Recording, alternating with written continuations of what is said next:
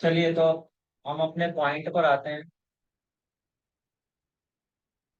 Past life मैं clear कर देता हूँ। ये जो 10 क्लासेस होगी ये बेसिकली इर्द गिर्द घूमेगी हमारे कर्ज के ऊपर, जो हमारा पिछले जन्म से कर्जेस आए हुए हैं उसके इर्द गिर्द ये घूमेगी, लेकिन कुछ चीजें मैं एक्स्ट्रा भी इसमें ऐड करूंगा। और अगर मुझे बाद में भी लगा कि कुछ ऐड करना चाहिए, पास्ट लाइफ का कोर्स एक यही रहेगा, बाद में भी कुछ अगर लगा तो मैं इसमें ऐड करता चला जाऊंगा। इसके अलावा किसी और कोर्स में अगर पास्ट लाइफ से रिलेटेड कुछ चीजें उससे रिलेटेड बतानी होगी तो वो मैं वहां बताऊंगा। देखिए, बात ये है कि जब हम कहते हैं पास्ट लाइफ, तो पहला तो पॉइंट ये है कि आप एस्ट्रोलॉजर हैं, आप एस्ट्रोलॉजी कर रहे हैं। और एस्ट्रोलॉजी पर वैसे ही दुनिया को भरोसा नहीं है। आधी से ज्यादा दुनिया तो इस पे भरोसा ही नहीं करती, जब तक कि आप उसको प्रेडिक्ट करके ना दिखाएं, क्योंकि उसको लगता है कि प्रेडिक्शन ही सब कुछ है। और जब हम आ गए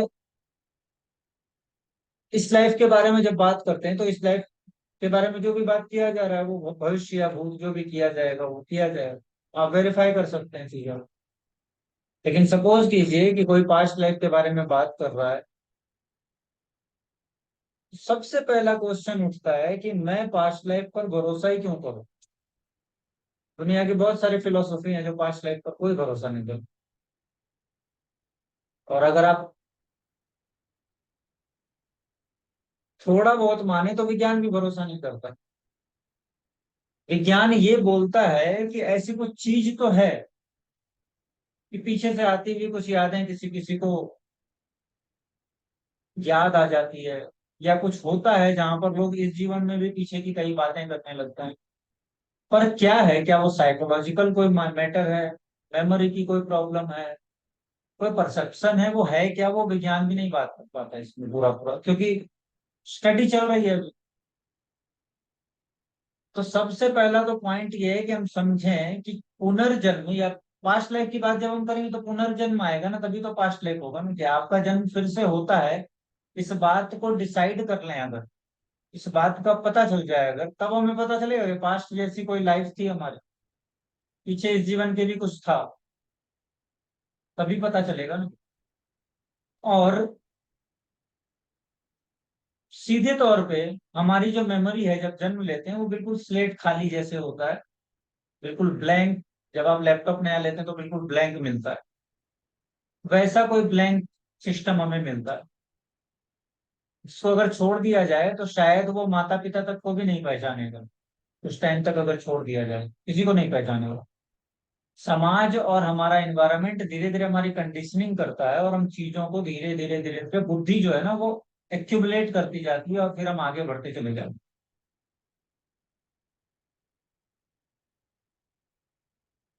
आज की हमारी क्लास पहले तो ये जानना हमें जरूरी पड़ेगा कि क्या है ये मैटर पास्ट लाइफ।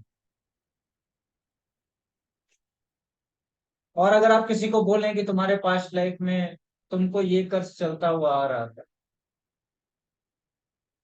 तो ये तो दूर की बात है कि वो आप पर भरोसा करे। सबसे पहला पॉइंट तो ये है कि आप इस मैटर पे भरोसा करें। और सच्चाई तो ये है कि बहुत सारे एस्ट्रोलॉजर भी इस बात पे भरोसा नहीं करते कि पास्ट लाइफ से कुछ अगर मैं देख कर बता रहा हूँ, वो बता जरूर रहे हैं, लेकिन अगर वो कुछ देख कर बता रहे हैं किसी कॉम्बिनेशन से या किसी और चीज से, तो वो खुद भी भरोसा नहीं करते कि ऐसा कुछ होता है। आजकल बहुत सारी चीजें चल गई है जैसे पास्ट लाइफ रिग्रेशन, है ना, ये एक मैटर है। हिप्नोटिज्म के साथ लोग पास्ट लाइफ में जाने का प्रयास करते हैं और वहां पर जाकर चीजों को निकाल लिया। और जब सारी चीजों पर विचार किया जाता है तो एक बात समझ में आती है कि ज्यादा से ज्यादा अगर हम कुछ वेरीफाई कर सकें तो इतना ही कर सकते हैं कि किसी व्यक्ति की मेमोरी जो है वो किसी चीज को रिकॉल कर ले और वो बताने लगे कि ऐसा हुआ था।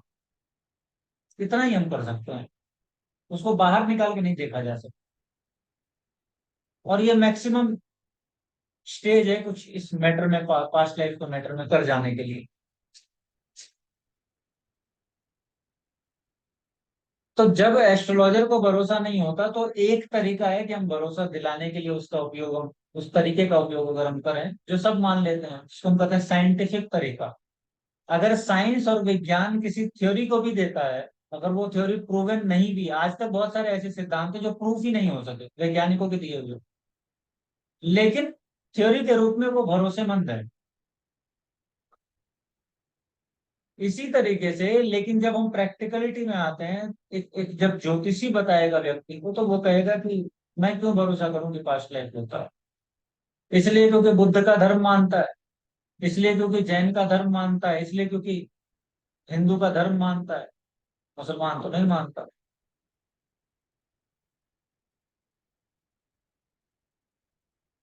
और वैज्ञानिक भी अगर खोजने का प्रयास करें, और वैज्ञानिक भी ये कहने लगे कि ये पास्ट लाइफ है, तो वो भी मुश्किल में पड़ जाएंगे, क्योंकि उनको नाम देना पड़ेगा पुनर्जन्म होता है, री इनकारनेशन होता है।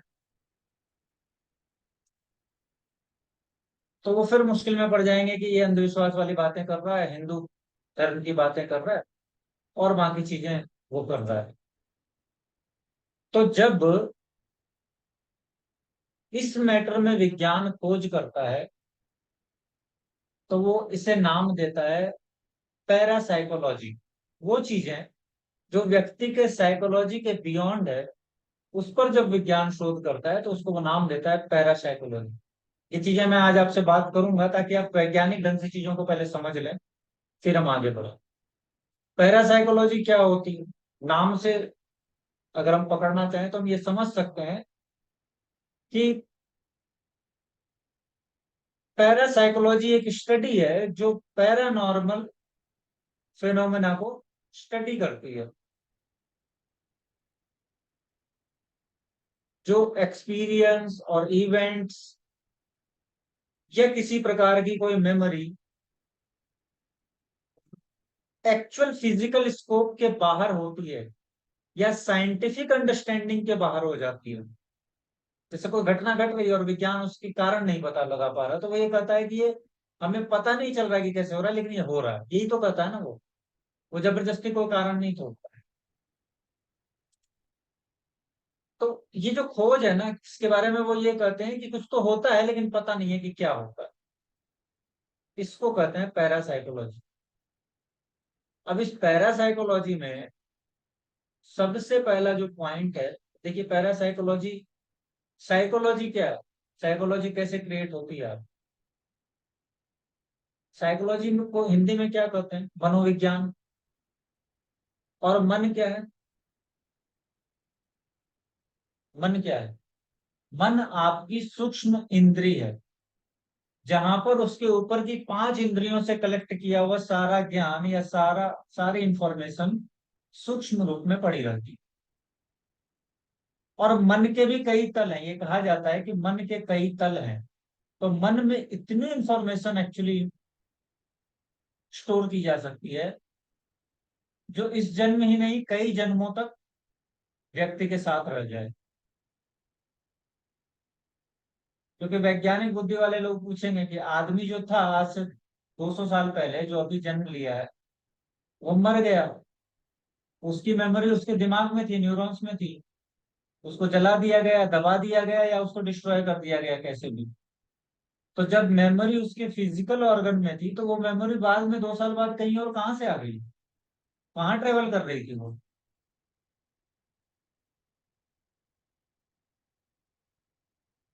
और थी कहाँ वो, अगर वो वायरलेस भी थी तो उसका सोर्स क्या था, और कहाँ से वो ट्रांसमिट हो रही थी, कहाँ वो रिसीव हो रही थी, कुछ पता तो चलता नहीं ना। तो ट्रांसमीटर दिखता है ना, क्योंकि ट्रांसमीटर तो नष्ट हो गया, उसको जला दिया गया या दबा दिया गया, जो भी किया गया। फिर हुआ क्या, कैसे कैसे वो मेमोरी आई। तो मैं आपको इसका रहस्य बता देता हूँ। मन ही वो तत्व है जो सारी मेमोरी को कैरी करता है और जन्मों तक लेकर कैरी कर सकता है। लेकिन वो कैसे उसको करेगा, डायरेक्ट मन अपने को नहीं व्यक्त कर पाएगा, उसको चाहिए ऑर्गन, फिजिकल बॉडी चाहिए। इसीलिए आपने सुना होगा कि भूत भी जो है ना, वो अपने को व्यक्त करने के लिए किसी व्यक्ति का सहारा लेता है, वो ऐसे नहीं कर सकते।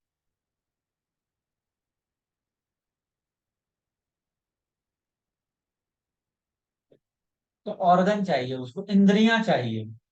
ऐसा समझ लीजिए कि कोई मैनेजर है ऑफिस का, जिसके नीचे 4 लोग काम करते हैं और वो चारों से काम करवाता है, वो खुद काम नहीं कर पाता, या वो खुद भी तभी काम कर पाएगा जब वो चार उसके पास होंगे। तो हमारी तो जो पंच इंद्रियां है ना, ये पांच इंद्रिय के बाद जो उसके ऊपर रूल करेगा, हालांकि और भी इंद्रियों को मन ही रूल करता है, बहुत सारी इंद्रियां हैं, लेकिन ये पांच जो मुख्य इंद्रियां हैं, इसके इसके सारे जो सूक्ष्म तत्व है वो कनेक्टेड है।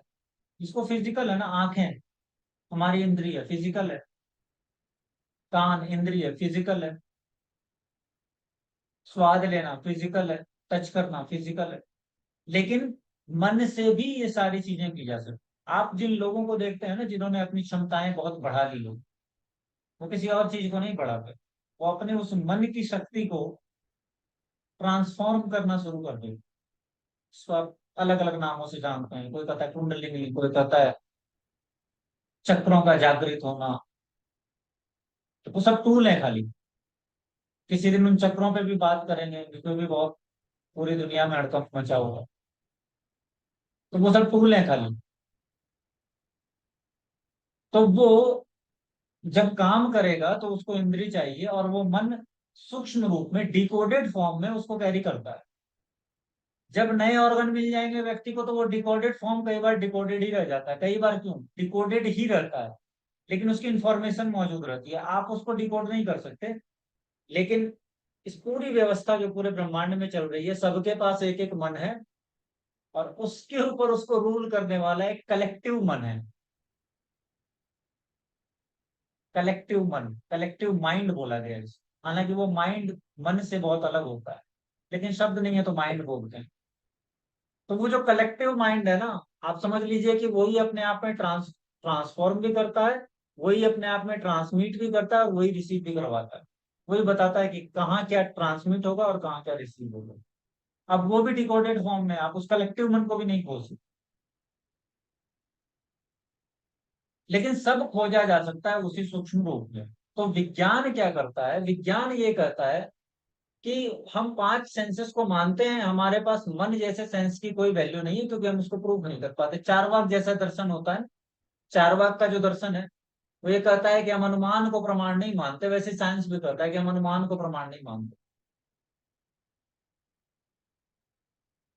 लेकिन फिर भी कई जगह पर वो अनुमान को प्रमाण मान रहा होता है इनडायरेक्ट। वो दर्शन का नाम नहीं लेता, लेकिन वो ये कहता है कि हम चूंकि इसके फिजिकल कारण को नहीं समझ सकते, तो हम इसको एक नई कैटेगरी में डालेंगे। उसको हम कहेंगे extra sensory perception,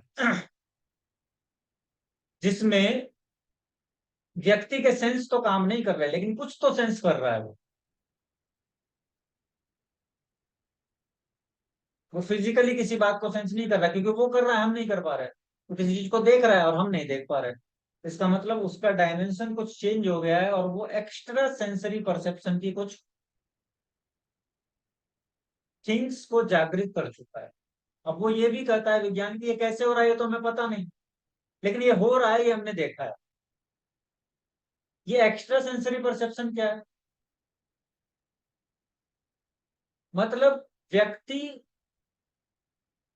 without five senses, बिना पंच इंद्रियों के किसी भी इंफॉर्मेशन को अगर प्राप्त करके एग्जीक्यूट कर पाता है, तो वो एक्स्ट्रा सेंसरी परसेप्शन में आता है।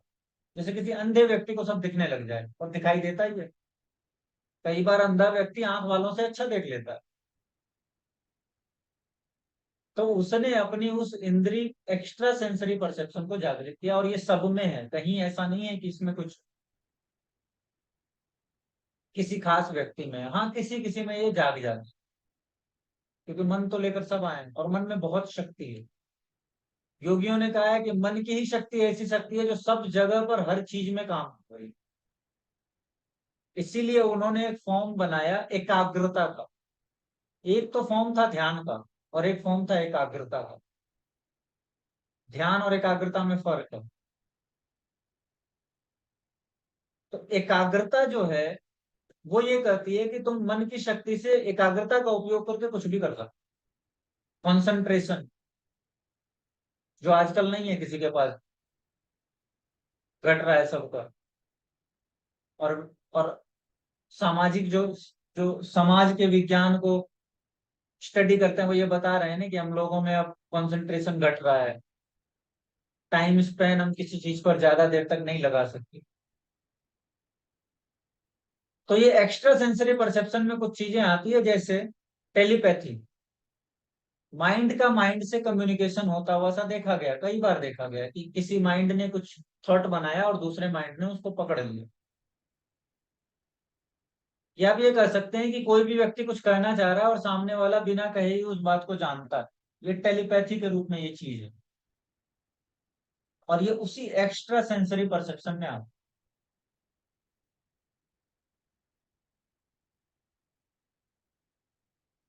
है। इसके बाद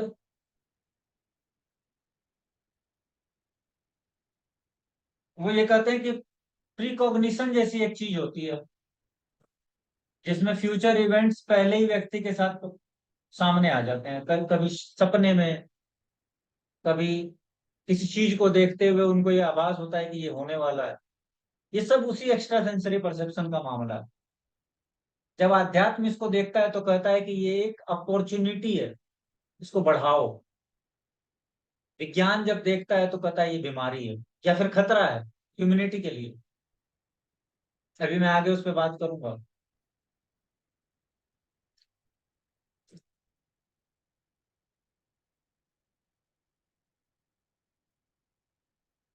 अब एक और एक्स्ट्रा सेंसरी परसेप्शन होता है, जिसमें व्यक्ति किसी और के बारे में जानकारी प्राप्त कर लेता है बिना वहां मौजूद हुए। जैसे 5 किलोमीटर दूर किसी के घर में फला व्यक्ति क्या कर रहा है अभी इस वक्त, ये सब पता चल जाता है। बगल में दीवार के उस पर व्यक्ति क्या लिख रहा है, पढ़ रहा है, क्या कर रहा है, पता चल जाता है। ये भी एक प्रकार का एक्स्ट्रा सेंसरी परसेप्शन। आजकल आप लोगों ने एक चीज देखी होगी, बच्चों में इस प्रयोग को किया जाता है। कोई 2014-15 के आसपास थोड़ी सी इन्वॉल्वमेंट मैंने भी इसमें ली है, कराए हैं कुछ बच्चों को मैंने प्रयोग। 14 साल के बच्चों तक प्रयोग किया जाता है ये, क्योंकि 14 साल के बाद उसमें फिर इवोल्यूशन हो जाएगा, बॉडी में कुछ हार्मोनल चेंजेस हो जाएंगे, तो वो काम नहीं करती वो चीजें।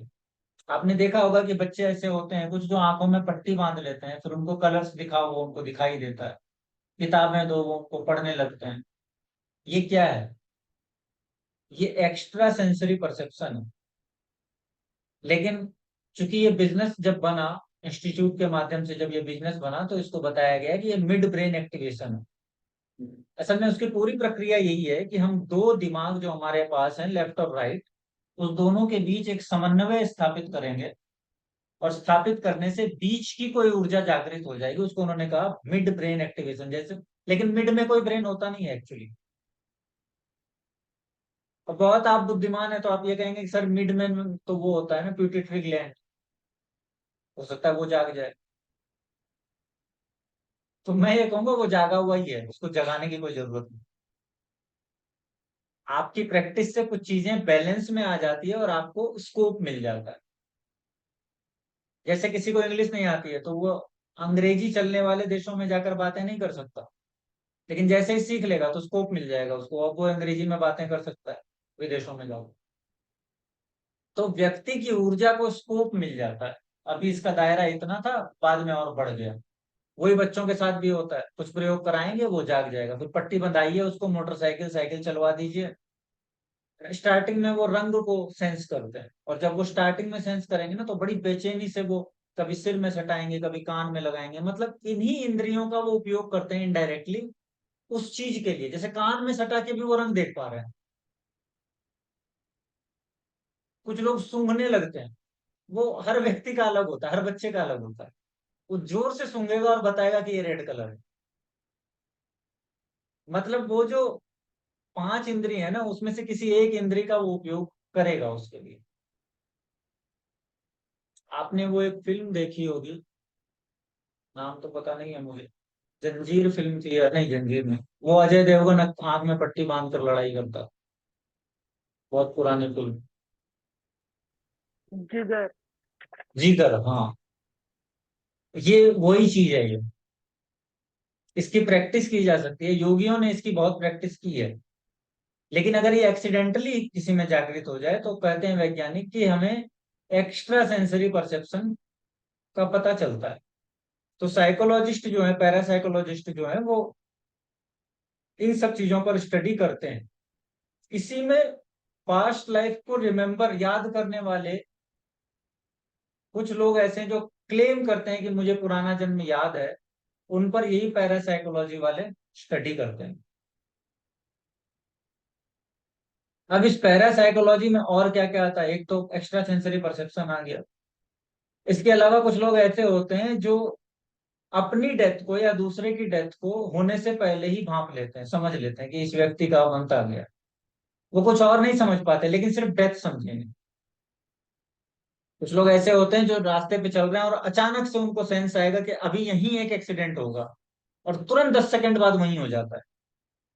ये 10 सेकंड तो मैंने बहुत बोला है। मतलब आप अगर इस चीज का अनुभव करेंगे कभी, तो आपको बिल्कुल ये समझ आएगा कि जितनी देर में मुझे पता चला उतनी देर में एक्सीडेंट हो गया। मतलब इतना भी समय नहीं मिलता कि आप उसको रोक सके। फिर आपको ये लगेगा कि नहीं, प्रकृति जो करती है ना उसमें आपको हस्तक्षेप करने का मौका नहीं देती। वो बता जरूर देगी कि मैं ये करने वाली हूँ, लेकिन फिर भी आप उसको रोक नहीं सकते। लेकिन कुछ लोग ऐसे होते हैं जिनकी शक्तियां बहुत माहिर है, तो कई बार रोकने का प्रयास करते हैं, लेकिन वो अल्टीमेटली नहीं रोक सकते, उसको हटा देगी प्रकृति। एक बार रोक ले, दो बार रोक ले रास्ते से, फिर उसको कमजोर करके हटा दिया जाता है, वो एक अलग मैटर है। इसके बाद एक और चीज होती है जो, अब ऐसे क्लेम होते हैं कि कोई व्यक्ति किसी ऑब्जेक्ट को बिना टच किए मूव कर सकता है। ये सब भी आपने सुना होगा, वो टच नहीं कर रहा है लेकिन वो ऑब्जेक्ट मूव कर पाता है। और पहले ये सब चीजों पर बहुत 1000 साल पहले, 2000 साल पहले तंत्र की कुछ शाखाओं में इन सब चीजों पर बहुत प्रयोग किया करते थे लोग, आंखों के माध्यम से चीजों को मूव करने में। अब लोग करते हैं हाथों के माध्यम से, लेकिन टच नहीं करते, दूर से करने का प्रयास करते हैं। वो भी पैरासाइकोलॉजी की स्टडी में ही आता है। और अंतिम बात है पुनर्जन्म, जिसको आप कहते हैं री इनकारनेशन।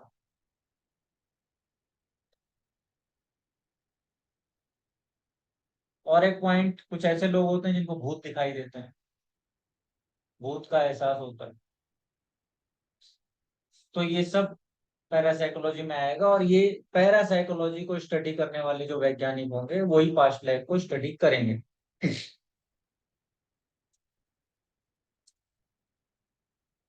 अभी तक इस मैटर में आपका कोई सवाल है किसी का?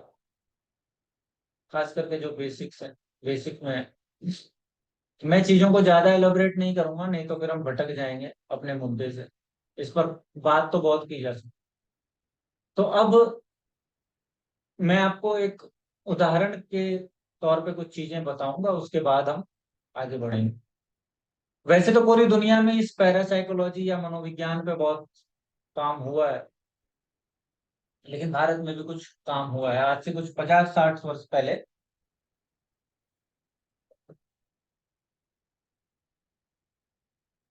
ये पैरासाइकोलॉजी जो ये कहती है कि पुनर्जन्म होता है, पास्ट लाइफ होती है, कैसे होती है, क्या होती है, ये उसको पता नहीं है, लेकिन होती है, वो ये जान पाई है अभी तक। इसको रास्ता है सिद्ध करने का। कैसे सिद्ध करें ये होता है, इस पर 50-60 वर्ष पहले की एक मैं आपको घटना बताता हूँ। ये जो घटना की मैं बात करूंगा उस समय में अखबार वगैरह में भी छपी थी। एक व्यक्ति थे, पीएल अत्रे, बनारस यूनिवर्सिटी में, और उनके पुत्र थे, उनका नाम था एसपी अत्रे। इन दोनों ने भारतीय मनोविज्ञान पे बहुत काम किया। उस समय में इनकी किताबें वगैरह भी आती थी, अब तो शायद आउट ऑफ प्रिंट है, मैंने खोजने का प्रयास किया लेकिन अब वो आउट ऑफ प्रिंट था। तो अंधविश्वास, भूत प्रेत, पुनर्जन्म, है ना, और ये जितनी चीजों पे हमने बात की जो पैरा, ये एक्स्ट्रा सेंसरी परसेप्शन में आती है, इन सब चीजों पे उन्होंने काम किया है। तो इनके अध्ययन में आया उस समय में, आप में से कोई म्यूट पे नहीं है साहब, इनके अध्ययन में आया उस समय में जब ये काम कर रहे थे, तो इनको पता चला कि मनुष्य के दिमाग की असल में क्षमता बहुत है।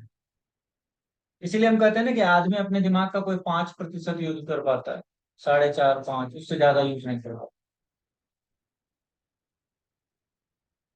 तो इनके अध्ययन में भी यही बात आई, और ये ये कहने लगे कि मनुष्य उस क्षमता को विकसित नहीं कर पाता। योगी कर लेता है कई बार, साधक कर लेता है। वो जो साधक करता है वो किसी वैज्ञानिक सूत्र से जाकर तो नहीं करता, लेकिन वो कुछ करता है, उसको वो साधना करता है, अपनी ही दिनचर्या में कुछ करता रहता है जिससे कि वो चेंज हो जाता है। वैज्ञानिक नहीं मानते उसको। जैसे वैज्ञानिक इस बात को शायद अभी तक नहीं मानते हैं कि एक व्यक्ति अगर अपने सीमेन को रिटेन करे तो उसकी शक्तियां बहुत अलग दर्जे की हो सकती। डॉक्टर इस बात को नहीं मानते, लेकिन योग कहता है कि ये करने से कुछ होगा। तो वही साधक ये सब चीजें करता है, और वो जब एक्स्ट्रा सेंसरी परसेप्शन को जगाता है, सबसे पहला मामला तो ये है, जैसे ही आप साधना में उतरेंगे ना, सबसे पहला मामला तो ये है कि आपका वो एक्स्ट्रा सेंसरी परसेप्शन जागने लगता है। आप बाहर से शांत होने लगते हैं और भीतर कुछ व्यक्त करने लगता है अपने आप। और जब वो इस चीजों को एक्टिवेट करते हैं तो कुछ चीजें उन्हें फील होती है जो दूसरी दुनिया से कनेक्टेड हो गई है, ऐसा लगता है।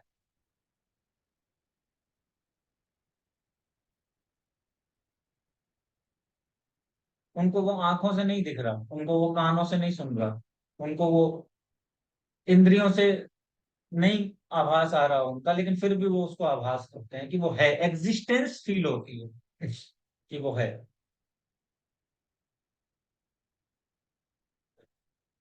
तो ऐसे ही जयपुर यूनिवर्सिटी में कुछ काम किया गया, कोई 60 65 70 साल पहले।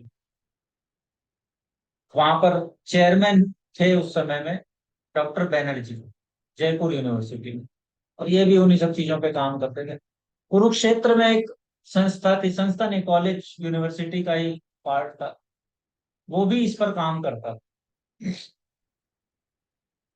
तो 1978 के आसपास एक एक्सपेरिमेंट किया गया। ये कहानी मैंने पहले भी सुनाई है, जो लोग जैसे विश्वप्रिया जी पहले मौजूद थे उस समय में, उनको शायद ये रिकॉल हो गई है।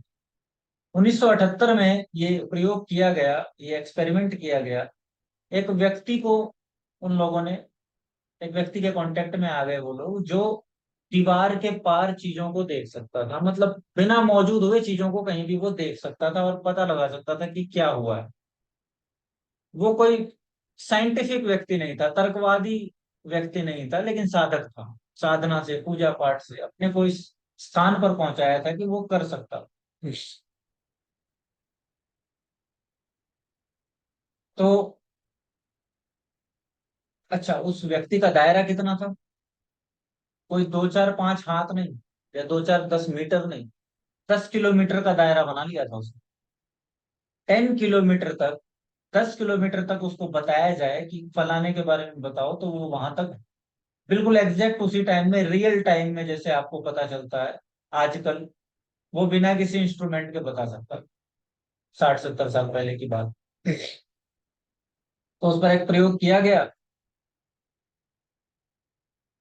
एक कमरे में उसको बिठाया गया, और पहले उसकी आंखों में पट्टियां बांध दी गई, और इस बात का पता लगा लिया गया कि वो क्या भाषा जानते हैं, क्या नहीं जानते, कि क्या उसको आता है, क्योंकि साधक है, पढ़ा लिखा नहीं है, तो पता लगाना होगा ना क्या है इसका। तो सारी वो चीजें वैज्ञानिक ढंग से उन लोगों ने पता लगा ली। और ये एक डेमोन्स्ट्रेशन हो रहा है, मतलब एक प्रयोग हो रहा है। इसका डेमोन्स्ट्रेशन अभी नहीं किया गया, बस प्रयोग हो रहा है। तो कमरे में उनको पट्टी बांधकर, आंखों पे आटा लगाकर, फिर पट्टी बांधकर उसको बिठा दिया गया। और दीवार के उस पार दूसरे कमरे में एक व्यक्ति बैठ गए। उनका नाम था डीएन शास्त्री, और वो संस्कृत के बहुत बड़े विद्वान थे। तो ये डॉक्टर डीएन शास्त्री, जो संस्कृत के विज्ञान थे, वो रशिया में भी थोड़े टाइम रह के आए थे। उन्होंने क्या किया, एक पेपर, मतलब वहां जो व्यवस्था थी लिखने की, एक पेपर और पेन तो उस व्यक्ति को दिया गया आंखों पे पट्टी बांधकर, और यहाँ पर ये रशियन में कुछ लिखने लगे। बोला गया कि तुमको देखना है कि वो क्या लिख रहा है। अब उस आदमी को रशियन तो आती नहीं थी, और यहाँ डीएन शास्त्री ने लिखा पूरा मामला। और उधर से जब उस कमरे में पट्टी उसकी उतारी गई तो उसके पेपर को जब वो लेकर के आया तो उसमें सेम रशियन भाषा में वो चीजें लिखी हुई जो इसने लिखी थी। तो उसको पूछा गया है कि तुम ये रशियन तो जानते नहीं हो, फिर कैसे लिख, पहले तो ये आश्चर्य कि तुमने दीवार के पास देख के सेम टू सेम लिख लिया। बोला देखिए मुझे ये तो समझ ही नहीं आया कि आप क्या लिख रहे थे, लेकिन मुझे ये पता है कि आप कुछ आकृतियां बना रहे थे, और जैसे जैसे आप बना रहे थे वैसे वैसे मैं बनाता गया, तो मैंने ये लिख दिया। वहां पर उन लोगों को ये प्रूफ हुआ कि ये ऐसा मामला है। फिर इसको आगे जाकर जयपुर यूनिवर्सिटी में जिसकी मैंने बात की, वहां जाकर इसको फिर से डेमोन्स्ट्रेट किया गया। और वहां इन लोगों का सिस्टम क्या है, ये लोग पहले किसी चीज को जब कोई क्लेम करता है ना, जैसे कोई बोले, बच्चा 5 साल का बच्चा बोलने लगे कि मैं तो फला जगह का व्यक्ति हूँ, यहाँ का नहीं हूँ, मेरी पत्नी है, मेरे बच्चे हैं, है ना, मेरा घर है, तो मुझे वहां जाना है, ऐसा होता है, कई घटनाएं होती। अब तो यूट्यूब का मामला है हमारे सामने, आप खोल के देखेंगे तो वहां भी कई घटनाएं दिख जाए। लोग क्लेम करते हैं, समाचार वाले भी आजकल उनको। तो जब ऐसा होता है तो वो क्या करते हैं, ताश के पत्ते रखते हैं और उसके आंख पे पट्टी बांध देते हैं। वो ये एक्चुअली वो ये जानना चाहते हैं कि कहीं इसका कोई एक्स्ट्रा सेंसरी परसेप्शन जागृत तो नहीं है, कि ये कहीं देख लेता है और कहीं इसने देख लिया हो कुछ, और अब ये 5 साल का बच्चा है, क्योंकि बुद्धि नहीं है तो वो उससे कनेक्ट हो गया हो। क्योंकि ये चीजें बच्चों में ही ज्यादा होती है ना। 50 साल का एक आदमी नहीं बोलता कि मैं फला जगह जन्म मैंने लिया था, 5 साल 7 साल के बच्चे बोलते हैं। और अगर उस बच्चे में एक्सीडेंटली ये एक्स्ट्रा सेंसरी परसेप्शन जाग गया है, तो हो सकता है कि उसने कुछ देख कर कनेक्ट कर लिया हो अपने से। तो वो क्या करते हैं, वो ताश के पत्ते रखते हैं और वो पूछते हैं कि कौन सा पत्ता निकला बताओ, क्योंकि उसको दिखेगा। उनको पता है कि उसको दिखेगा, वो बता देगा।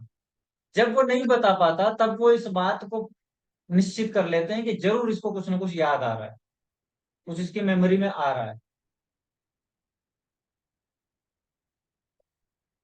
तो वहां जयपुर यूनिवर्सिटी में फिर ले जाया गया उसको, और ताश के पत्तों पर पहले प्रयोग हुआ, वो फाइनल प्रयोग वो था। और वहां पर इन चीजों को करने के बाद उसको पूछा गया कि तुम्हारी रेंज कितनी है, तो वो कहता है मेरी रेंज 10 किलोमीटर, मैं 10 किलोमीटर तक देख सकता हूँ। तो वहां पर उसको बोला गया, किसी दूसरे को बोला गया कि 10 किलोमीटर के दायरे में तुम किसी को जानते हो क्या। तो दूसरे व्यक्ति ने बोला हाँ मैं फला व्यक्ति को जानता हूँ, फलानी गली में इसका घर है, इस दिशा में ये गली है। तो उस आदमी को पूछा गया कि इस दिशा में देखना शुरू करो, ये ऐसे घर है, और जरा बताओ कि इस समय क्या हो रहा है। वो उस समय था करीब 2:30 बज रहे थे उस समय। और उसने बताया कि वहां पर उस घर में एक स्त्री है, फीमेल है, जो खाना बना रही है, कुछ किचन में काम कर रही है।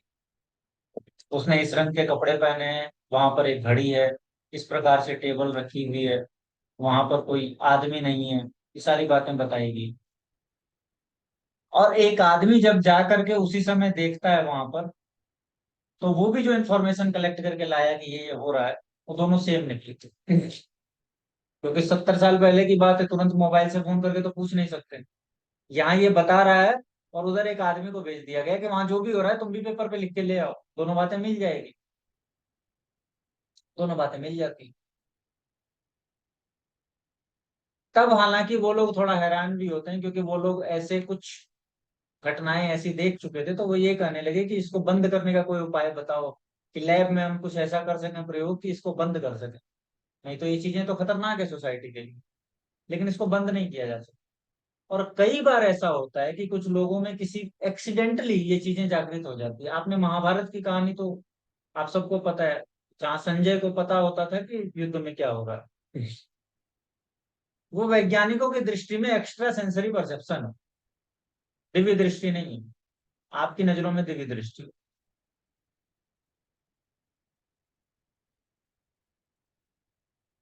तो वैज्ञानिक, अब ये लोग चिंताग्रस्त हो गए कि इसको बंद कैसे करें, तो बंद तो हो नहीं सकता।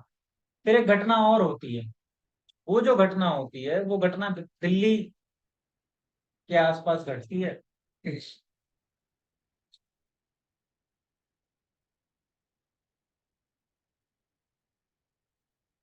अभी तो मैंने बताया 1978 के आसपास की घटना, इसके पहले की एक घटना है 1964 के आसपास। ये जो कुरुक्षेत्र वाले लोग हैं जो इस पर काम कर रहे थे, उनके पास एक सूचना आती है कि पंजाब में एक स्थान है मानसा, वहां पर एक आदमी है, एक बच्चा है 5 साल का लड़का। वो ये कहता है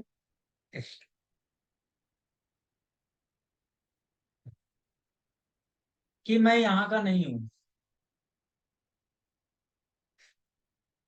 मेरा घर तो दिल्ली के पास है, दिल्ली में कहीं मैं रहता हूँ, वहां मेरी पत्नी है, मेरे बच्चे हैं, मेरी दुकान है। तो ये बातें जब वो 5 साल का बच्चा बहुत बोलने लगा, स्टार्टिंग में वो यही बोलता था कि मेरे बच्चे कहाँ हैं, मेरी पत्नी कहाँ है, मेरा मकान ये नहीं है। फिर धीरे धीरे पूछा गया तो वो बताने लगा कि दिल्ली में फलानी जगह पर रहता हूँ मैं। और मुझे इतना ही याद है कि कुछ हुआ था मेरे साथ, और उसके बाद क्या हुआ मुझे पता नहीं है। उसका एक्चुअली एक्सीडेंट हो गया था कुछ, बिजली के साथ वो कर रहा था और करंट लग के झटके से मर गया। वो मेमोरी उसको वहां पर क्लियर नहीं थी कि उसके बाद क्या हुआ, लेकिन उसको धुंधली सी यादें आती थी कि मैं, कुछ हो गया था, मुझे कोई एक्सीडेंट हो गया। और जब वो ये बातें करता था तो यही जो इस पर रिसर्च करने वाले लोग हैं उनको पता चला, वो वहां पहुंचे। पहुंचे तो फिर प्रोग्राम बनाया गया है कि चलो दिल्ली जाकर पता करते हैं इसके बारे में। तो वो उसने जो जगह बताई उस समय में, वो बता रहा था कि दिल्ली में ये फला कोई मस्जिद है, उसके बगल से एक गली जाती है ना, लाल कुआं नाम की जगह है वो। और वहीं पर मेरा कोई छज्जू लाल कट रहा है, उसके अगल बगल से कोई गली वली जा करके वहां पर घर है। वो बता रहा था ये नाम। वहां जाके देखा उन लोगों ने, फिर वापस आए तो बोला हाँ ये चीजें तो है, वहां पर घर तक नहीं पहुंच पाए लेकिन हाँ ये चीजें तो है। फिर वो उसके साथ उस बच्चे को लेकर के पहुंचते हैं दिल्ली। और दिल्ली स्टेशन पे और भी लोग आ गए थे उस समय जो इन चीजों के बारे में, और देश के बाहर कहीं काम होता था, वो लोग भी पहुंच गए थे। तो उन लोगों ने क्या किया, पहले ही जाकर इस बात को चेक कर लिया कि क्या वहां कोई जगह है। तो बिल्कुल वहां पर वो पहुंच गए जहां पर वो घर था। मैं आपको बहुत डिटेल में नहीं बता रहा हूँ, शॉर्ट में बता रहा हूँ। तो जब वहां वो पहुंच गए तो फिर उनको तो क्लियर हो गया कि ये है। इस बच्चे को ये बातें या तो किसी ने बता दी है, अगर बता दी है तो कैसे प्रूफ होगा। तो ऐसे प्रूफ होगा कि इस बच्चे को स्टेशन से छोड़ देंगे और ये खुद ही वहां पहुंच जाएगा। अगर अगर ये खुद ही वहां पहुंच जाता है, जो कभी दिल्ली ना आया हो, अगर वो खुद ही वहां पहुंच जाता है तो इसका मतलब कि ये किसी चीज को रिकॉल कर पा रहा है।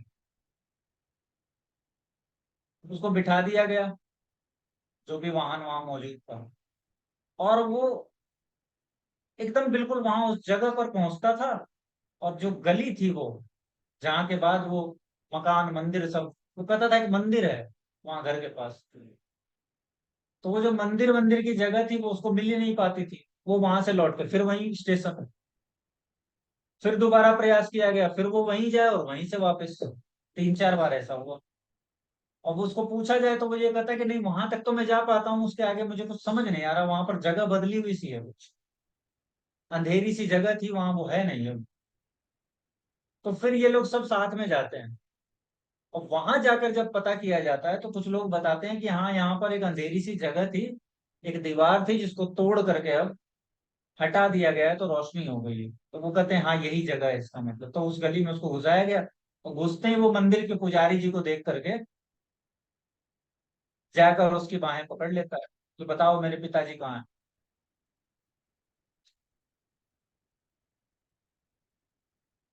और वो ये जब 2 3 घटनाएं बताता है बातें होने पर, तो पंडित जी बोलते हैं कि तुम्हारा बाप तो तुम्हारी मृत्यु के बाद पागल सा हो गया है।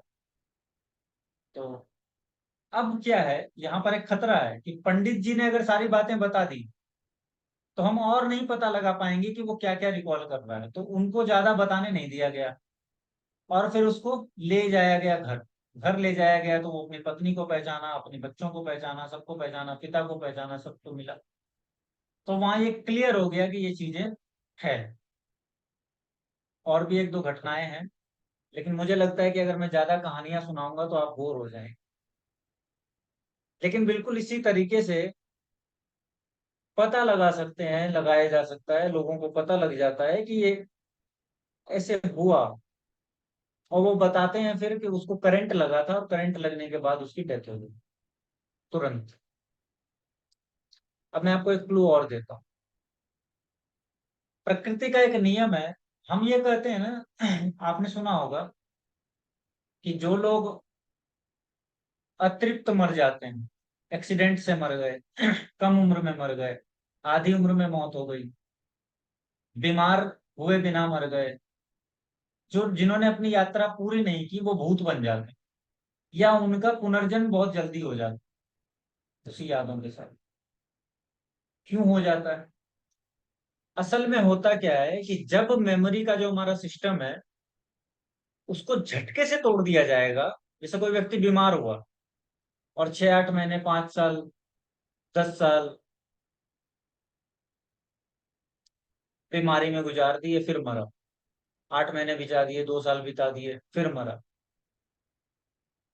तो उसकी मेमोरी का जो सिस्टम है ना, उसको पता हो जाता है कि अब मुझे कोलेप्स कर जाना है, या मुझे इनक्रिप्टेड हो जाना है। क्योंकि जाना है, उसको पता होता है ना कि अब जाना है, बीमार हो चुका हूं। तो वो मेमोरी अपने को इनक्रिप्ट करती है। लेकिन जब ये चीजें झटके से होती है, एक्सीडेंट से हो गई, झटके से किसी का मर्डर हो गया, तो वो जब मेमोरी है ना, वो अपने को इनक्रिप्ट नहीं कर पाती, उतना समय नहीं मिल पाता कि वो इनक्रिप्ट कर पाए। और जिनके इनक्रिप्शन नहीं हो पाते बहुत अच्छे से, उनको ही बाद में वो मेमोरी याद आती। ये सीक्रेट है। तो जिनके इंक्रिप्शन हो जाएंगे उनको बहुत रिकॉल करना पड़ेगा, उनको फिर से डिक्रिप्ट करना पड़ेगा, एक पूरी साधना से गुजरना पड़ेगा, एक पूरी व्यवस्था से गुजरना पड़ेगा, फिर वो आएंगे यार। अब पास्ट लाइफ रिग्रेशन वाले ये बात तो समझते नहीं है कि मेमोरी अपने को अगर इंक्रिप्ट कर लिए तो डिक्रिप्ट वही खुद ही करेगी, आप नहीं कर सकते। लेकिन पास्ट लाइफ रिग्रेशन हो रहा है। इसलिए मैं कहता हूँ कि बाजार चल रहा है। मैंने जो फ्री क्लास ली थी इस पूरे कोर्स की, उसमें मैंने कह दिया था कि बाजार चल रहा है। और मार्केट में इन सब चीजों से अब यहाँ पर जितने भी लोग मौजूद हैं, या जो भी इस कोर्स में अब आगे बढ़ेंगे, वो आगे से इन चीजों में नहीं उलझेंगे। अगर बुद्धिमत्ता से मेरी बातों को समझ लिया तो, नहीं तो फिर तो आपकी आपका जीवन है उलझते रहेगी। तो यही एक कारण है कि हम ये कहते हैं कि अगर अतृप्त व्यक्ति मरेगा तो वो दोबारा आएगा और याद उसको आ जाएगी। संभावना ज्यादा है कि उसको याद आ जाए, नहीं तो कई बार नहीं भी आती है। कुछ बुद्धि जो बहुत ज्यादा शार्प नहीं है, वो नहीं याद आ पाती है उन चीजें। जैसे गांव में भी तो बहुत सारे लोग हैं ना जो नदी में डूब के मर जाते होंगे, या अलग अलग ढंग से मर जाते हैं। सबको कहाँ याद आती है? करंट लग के भी बहुत सारे लोग मरते हैं, सबको याद नहीं आता। जिनकी मेमोरी डिक्रिप्ट रह गई है, इनक्रिप्ट नहीं हो पाई है, वो संभावना ज्यादा बनाते हैं कि वो मेमोरी को रिकॉल कर लें।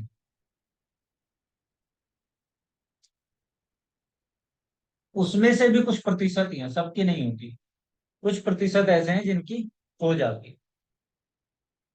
इसी प्रकार से एक घटना उसी आसपास के टाइम स्पेन में जयपुर में भी घटती है।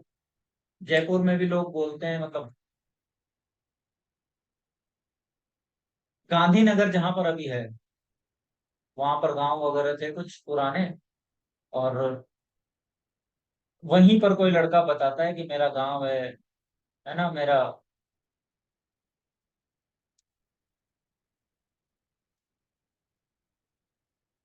मेरे खेत हैं, मेरी लुगाई है। गांव का था वो, मेरी भैंसे हैं। फिर उसको पकड़ा जाता है इसी तरीके से, फिर वहीं पहुंचा जाता है, तो वो ताश के पत्तों पे चेक करके उसके बाद फिर वहां पर पहुंचा जाता है, तो वो सब प्रूफ हो जाता है। तो ये तो थी प्रूफ करने की बात, कि वैज्ञानिक ढंग से आप लोगों को बता सकते हैं कि भाई देखो ऐसा ऐसा काम चल रहा है और ये चीजें होती है। लेकिन कितना है नहीं है अब तुम पर डिपेंड करता है, क्योंकि हर व्यक्ति के बारे में अगर बोला जाए, जैसे अभी कुछ कुछ वर्षों में ही पास्ट लाइफ एस्ट्रोलॉजी बहुत ज्यादा बूम कर रही है। पहले नहीं थी, आज से 40 साल पहले पास्ट लाइफ एस्ट्रोलॉजी पर बात नहीं करते थे लोग। आज तो जनरल हो गई है। हर नया एस्ट्रोलॉजर पास्ट लाइफ एस्ट्रोलॉजी पढ़ा रहा है। नए पुराने की बात नहीं है, मैं ये कह रहा हूँ कोई भी बता रहा है पास्ट लाइफ, जिसको अपने, आप सोचिए कि 40 दिन पहले क्या खाया था, ये याद है आपको? 50 दिन पहले क्या खाया था, याद है आपको? जो खाया था वो याद नहीं है, मर के पिछले जन्म में क्या थे वो याद दिलाने कैसे बैठेंगे लोग? तो बहुत क्रिटिकल मामला। और दूसरी बात ये है कि हम वेरीफाई नहीं कर सकते।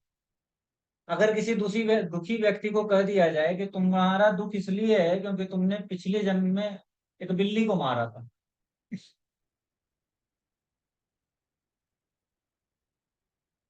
तो वो कैसे वेरीफाई करेगा? और अगर वो वेरीफाई नहीं कर पाता तो खतरा और बढ़ जाता है।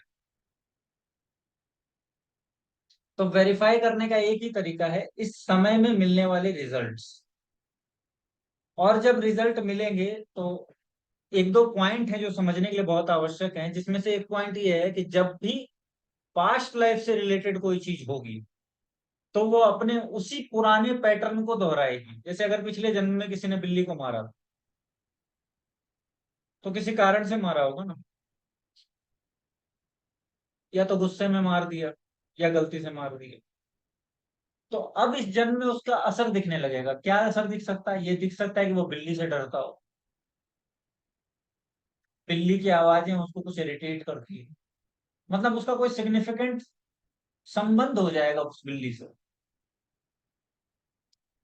वो क्लू की तरह काम करेगी वो चीजें आपको समझने के लिए। तो आप पूछेंगे कि क्या तुम्हें ऐसा कुछ फील होता है?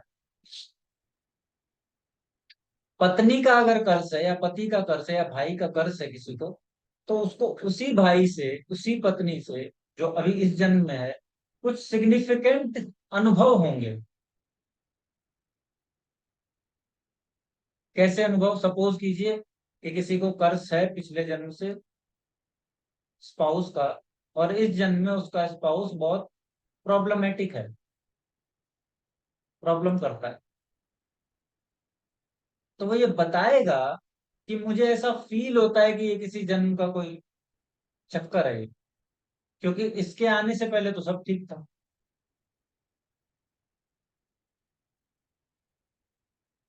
और वो कई चीजें फील करेगा कि मैं कुछ चीजों को कंट्रोल नहीं कर पाता। जब वो चीजें कंट्रोल से बाहर हो जाएगी इस जन्म की, तब आपको समझ लेना है कि नहीं, कुछ ना कुछ तो पिछले जन्म का मामला है इसके साथ। 1 मिनट में देख लेता हूँ किसी और ने भी रजिस्टर किया है क्या क्लास में।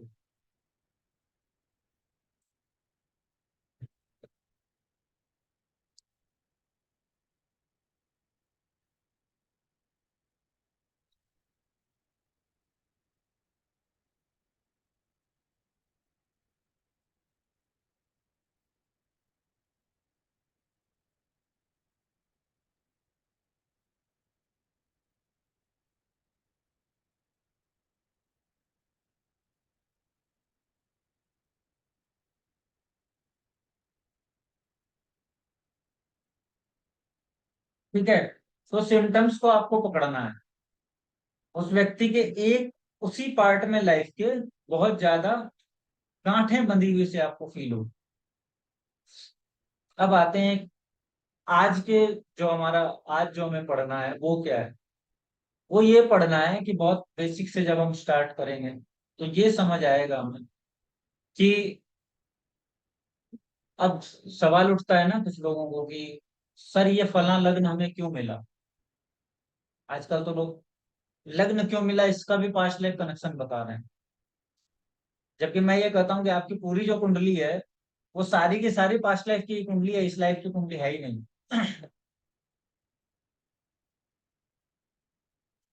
लग्न उस समय का क्यों मिला इसका पास्ट लाइफ कनेक्शन, मून इस समय का क्यों मिला इसका पास्ट लाइफ कनेक्शन जरूर है,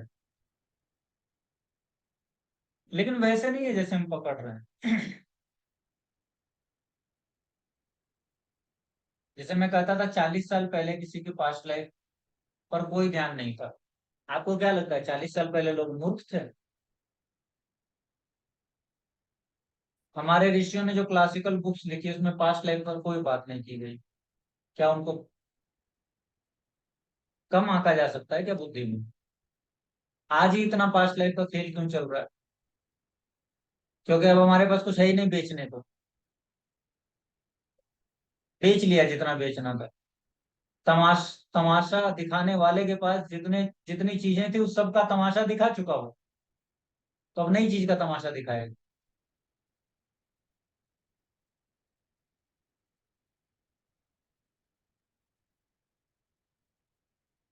लेकिन ऐसा नहीं है कि ये चीजें है नहीं, है तो जरूर अस्तित्व में।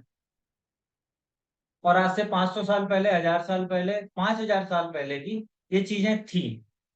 लेकिन इसको इतना सीक्रेट रखा गया क्योंकि जैसे ही ये चीजें सामने आएगी, बस वैसे ही ये इसका उपयोग आज की तरह होने लगेगा। उनको पता था कि क्या होगा दुनिया में, लोग इसका उपयोग करने लगेंगे अपने स्वार्थ के लिए। तो नहीं खोला गया। कुछ 30-40 साल पहले ज्योतिष की दुनिया में किसी एक व्यक्ति ने नाम लिया पास्ट लाइफ, और बस उस एक व्यक्ति के बाद एक श्रृंखला बन गई कि अब तो सब past life, past life, past life पर चलना।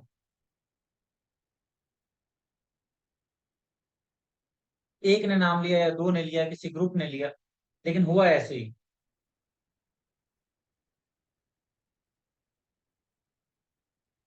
तो अभी की हमारी जो समझ है उसमें हमें ये समझना है कि व्यक्ति को जो लग्न मिला है उसका पास्ट लाइफ से क्या संबंध है। ये बहुत बेसिक है, आज की क्लास में बहुत बेसिक है, और आपको इस पे थोड़ा काम करना पड़ेगा। हमारे साथ जितने भी लोग हैं उनसे मैं रिक्वेस्ट करता हूँ कि जो भी चीजें आप क्लास में पढ़ें उसको चार्ट्स पर चेक करें, व्यक्ति पर चेक करें, और मुझे असाइनमेंट जरूर भेजें, और नेक्स्ट क्लास में आप कोई ना कोई फीडबैक जरूर। जैसे, अच्छा, लग्न की बात करने से पहले कुछ और बात कर लेता हूँ। जैसे हम पास्ट लाइफ की बात करते हैं ना, तो हमें ऐसा लगता है कि पिछले जन्म का कोई एक, पिछले जन्म में कोई एक गांठ है जिसको खोल देंगे ना, तो इस जन्म का पूरा एकदम सारा मामला सुधर जाएगा और हम कमाल के हो जाएंगे। इस बात को समझने से पहले मैं आपको दो लाइन बोलकर बताना चाहता हूँ। आपने एक गाना सुना होगा जिसकी लाइन है, पतझड़ में जो फूल मुरझा जाते हैं वो बहारों के आने से खिलते ना। दूसरे खिल जाएंगे, वो नहीं खिलेंगे।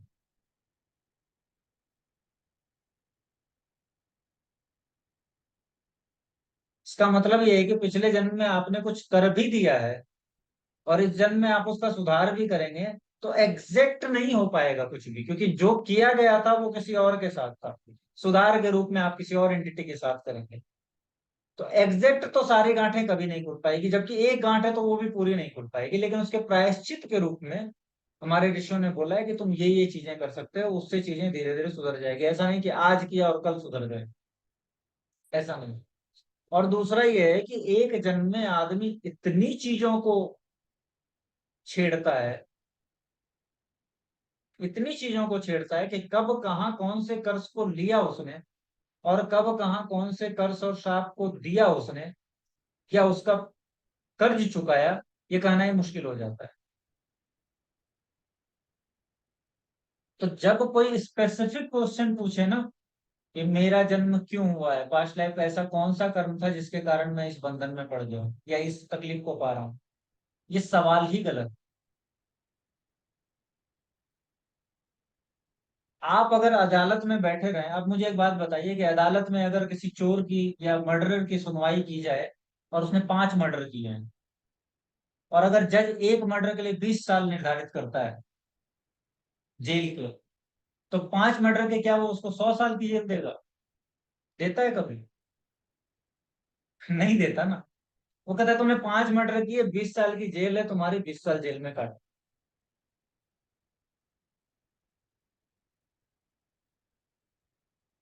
और एक करेगा तो भी कहेगा 20 साल जेल में काटो।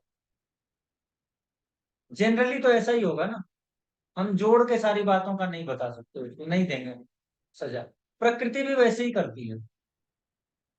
वो आपको आज आपके जीवन के जिस सेक्टर का दुख दे रही है, वो आपके पिछले जीवन के कुछ सेक्टर्स के जोड़ के रूप में मिला हुआ रिजल्ट है। और आदमी क्या पूछ रहा है, मुझे बता दो कि मैंने क्या गड़बड़ी की। भाई तुम जो सजा काट रहे हो वो 5 मर्डर की सजा है, तुमको एक मर्डर का कैसे बताएं हम? तो ये क्वेश्चन ही गलत है, और 5 बताना मुश्किल है। तो हमने क्या किया, हमने शास्त्रीय ढंग से, ट्रेडिशनल रूप से इसको कैसे बताया गया कि तुम पर पति का कर्ज है, तुम पर पत्नी का कर्ज है, तुम पर भाई का कर्ज है, तुम पर माता का कर्ज है, तुम पर पितृ का कर्ज कर्ज है, जिसको आप पितृदोष बोलते हैं। वो पितृ का कर्ज ही है, शाप है वो। अब ऐसा नहीं है कि आपने पिछले जन्म में अपने पिता को मार दिया था या उसको तकलीफ दी है तभी आप पितृकर्ष झेल रहे हैं। पिछले जन्म में आपके पिता स्वरूप या उसके पीछे आपके पिता स्वरूप जो भी चीजें थी, व्यक्ति, चाचा थे आपके, ताऊ थे आपके, पिता थे आपके, गुरु थे आपके, है ना, या मंदिर में भगवान थे कोई, वो सब अगर पिता के रूप में आते हैं तो फिर आपको उसी पिता के रूप का एक कर्ष मिल जाता है, वो कैटेगरी है। पितृकर्ष का मतलब ये नहीं कि वो पिता से जुड़ा हुआ है मामला। इसीलिए मैं ये कहता हूँ कि ये क्वेश्चन गलत है कि कोई ये पूछे कि क्या किया था बता दो, बहुत दुखी हूँ, 10 एस्ट्रोलॉजर के पास से घूम के आ गया। मेरे पास ऐसे आते हैं, कोई ईमेल करता है, कोई पूछता है, सर प्लीज बता दीजिए क्या किया था, आखिर ऐसा किया क्या। नहीं भाई, ऐसा नहीं हो सकता। मैं सच्चा हूं इसीलिए बोल रहा हूँ, नहीं ऐसा नहीं हो सकता। और दुनिया में कोई बताता है तो उसके बताए हुए पर पहले अविश्वास करना, सबसे पहले। क्योंकि अगर तुमने विश्वास कर लिया ना तो तुम अपने को गिल्ट में डाल दोगे। इसलिए पहले अविश्वास करना और खोजना, समझने का प्रयास करना इस विज्ञान को कि ये है क्या। तो कुछ चीजों का हमें यहाँ पर भोग मिलता है, कुछ का आगे मिलेगा, कुछ का बचेगा, कुछ का छूटेगा, कुछ यहाँ भोगने के दौरान हम फिर क्रिएट कर लेंगे। इसीलिए ये माया जाल बन जाता है।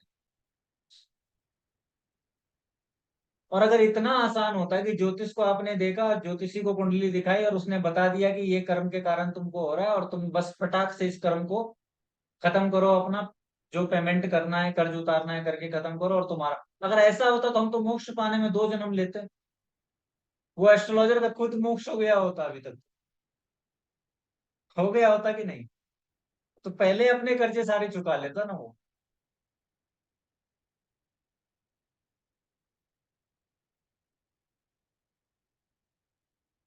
लेकिन ऐसा है नहीं। जितना आप फंसे हैं ना उतना ही वो एस्ट्रोलॉजर भी फंसा हुआ है जो बता रहा है। उसमें भेद नहीं है कुछ भी।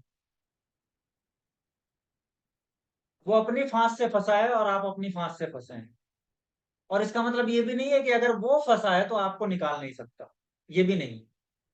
ऐसा कई बार होता है, क्योंकि प्रकृति का एक नियम है, वो जितने ऊंचे तल का आदमी देखती है उसको उतने ही कठोर जाल में फंसाती है।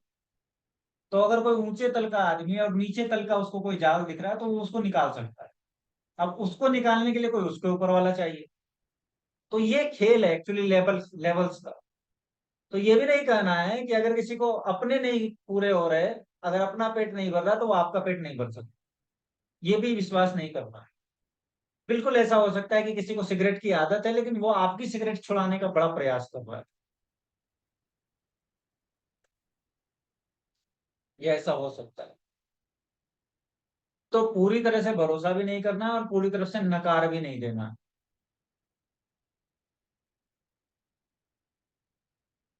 दूसरा एक पॉइंट, कि बहुत मामलों में इस बात के लिए क्लियर हो जाना है कि आत्मा जब री इंकारनेशन में आती है तो ऐसा नहीं होता है, बहुत कम ऐसा होता है कि आदमी से कोई कुत्ता बन गया, आदमी से कोई बंदर बन गया। क्योंकि आदमी से जैसे ही बंदर बन जाएगा ना, वो जो मेमोरी का सीक्वेंस आ रहा था वो टूट जाएगा अपने आप ही। जो पिछले 4 जन्मों का सीक्वेंस आ रहा था, अब वो बंदर बन गया,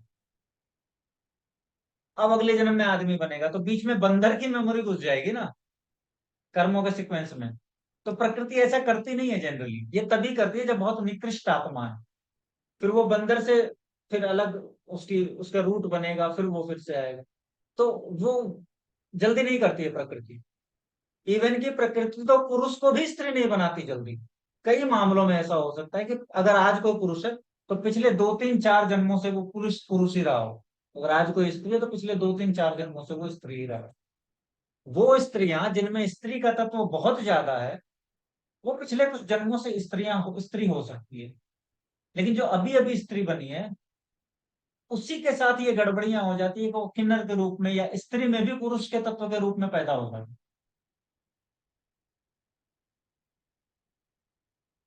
ये सब एक्सीडेंटल है मामला। जिसमें बहुत स्त्री का तत्व नहीं है स्त्री में, वो अभी ही कुछ जन्मों पहले पुरुष से स्त्री में ट्रांसफर हुई होगी, ऐसा समझ सकते हैं बिल्कुल, अगर मस्कुलिन क्वालिटी है। तो ये पास्ट लाइफ को समझने का मामला सिर्फ ज्योतिष में ही बंधा हुआ नहीं। जैसे मैं आपको पूछता हूँ, अभी आप देख रहे हैं ना कि आप अपना मोबाइल खोलिए, इंस्टाग्राम खोलिए, फेसबुक खोलिए, यूट्यूब में शॉर्ट्स हैं, इंस्टाग्राम में रील है, और सब जगह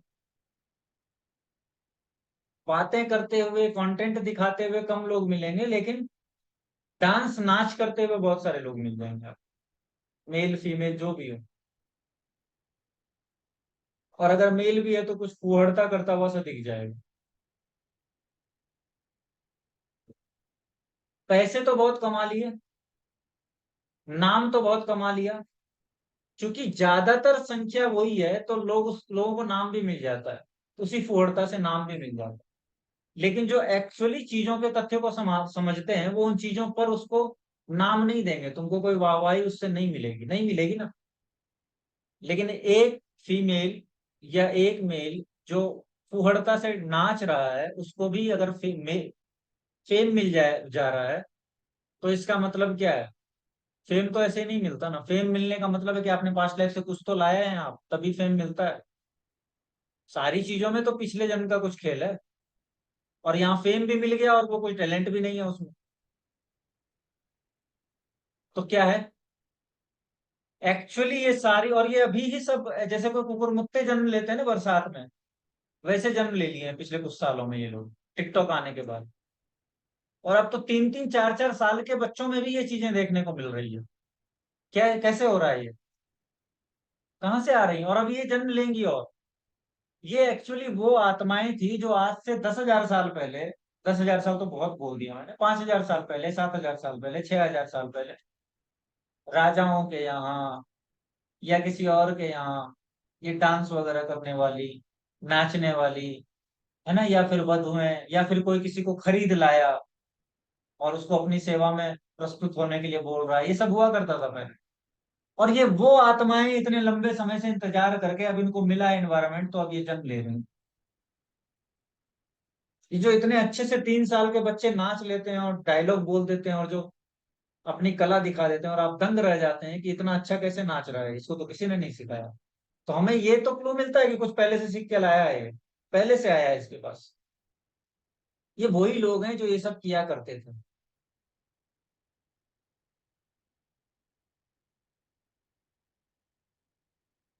तो कि राजाओं के यहाँ तो दासियां हुआ करती थी, 100-100, 200-200, 500-500।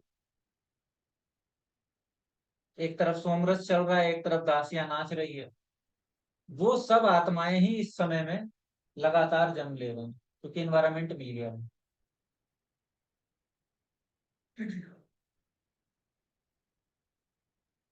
और इंटेलिजेंट आत्माएं बहुत कम जन्म जन्म ले रही। और एक बात, ये सारी आत्माएं भारत में ही जन्म ले रही हैं। आप देखिए कि ये सब करने वाले ज्यादातर लोग भारतीय ही हैं, जो फुहड़ता से डांस करते हैं या नाचते हैं या फिर इस प्रकार का काम करते हैं, है कि नहीं? मैं गलत बोल रहा हूं तो बोलिए। आप लोग अगर देख रहे होंगे इन चीजों को तो आपको पता होगा क्यों है भारतीय। क्योंकि भारत की ही परंपरा बहुत पुरानी है और यही यही ये सब होता था। बाकी सारी जगह तो अविकसित थी ना, विकास ही नहीं था। और भारत को इतनी छोटी सी जगह नहीं थी, वो तो आज इतनी छोटी सी जगह है। तो उनको उसी सभ्यता में आना पड़ा। तो ये इस सभ्यता से कनेक्टेड जो भी जगह होंगी, आसपास के और भी जगह हो सकती है भारत के आसपास की, लेकिन सभ्यता यही थी जो पुरानी सभ्यता है, उसी में उनको आना पड़ेगा। तो पुनर्जन्म जब होता है तो व्यक्ति जन्म के पहले, जन्म के समय, अपने कर्मों का जो वो सारी मेमोरी इनक्रिप्ट हुई थी ना, वो इनक्रिप्टेड फॉर्म एक सिग्नल के रूप में मौजूद रहता है, क्योंकि उसको डिक्रिप्ट होना है, और वो डिक्रिप्ट तब तक नहीं हो सकता जब तक कि डिक्रिप्शन के लायक सारे एनवायरनमेंट ना मिल जाए। मतलब अगर किसी को पत्नी का कर्ज है या किसी को पिता का कर्ज है, तो उसको वहीं पैदा लेना पड़ेगा, उसी कुल में पैदा लेना पड़ेगा जहां पर उस कर्ज के लिए उचित सुविधा मौजूद है। अब उसको कोई पिता मिलना चाहिए जो कि बीमार है, या कोई ऐसे व्यक्ति का उसको पिता बनाना पड़ेगा जो कि आगे चल के इसके जन्म के 10 साल बाद ऐसा बीमार हो जाए कि अब इसको उसकी सेवा करनी पड़े कर्ज उतारने के लिए।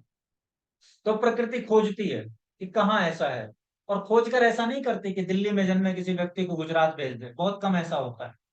और अगर भेज भी देगी तो वो फिर कनेक्टेड होगा, कुछ ना कुछ तो कनेक्शन रहेगा, या तो लौट आएगा उसके बाद, या फिर और कई बार ऐसा होता है कि कुल भी बदली नहीं होता व्यक्ति का, आसपास के कुल में ही लोग पैदा होते रहते।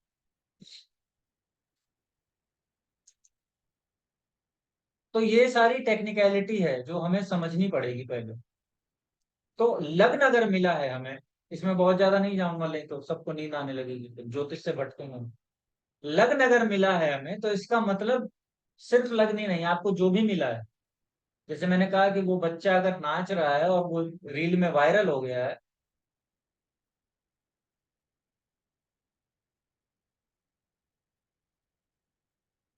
तो वो कैसे वायरल हो गया? आपने वो देखा होगा, वो बिल गेट्स एक चाय वाले के पास आकर के उसको वायरल कर दिया, उस बिल गेट्स ने कुछ दिन पहले।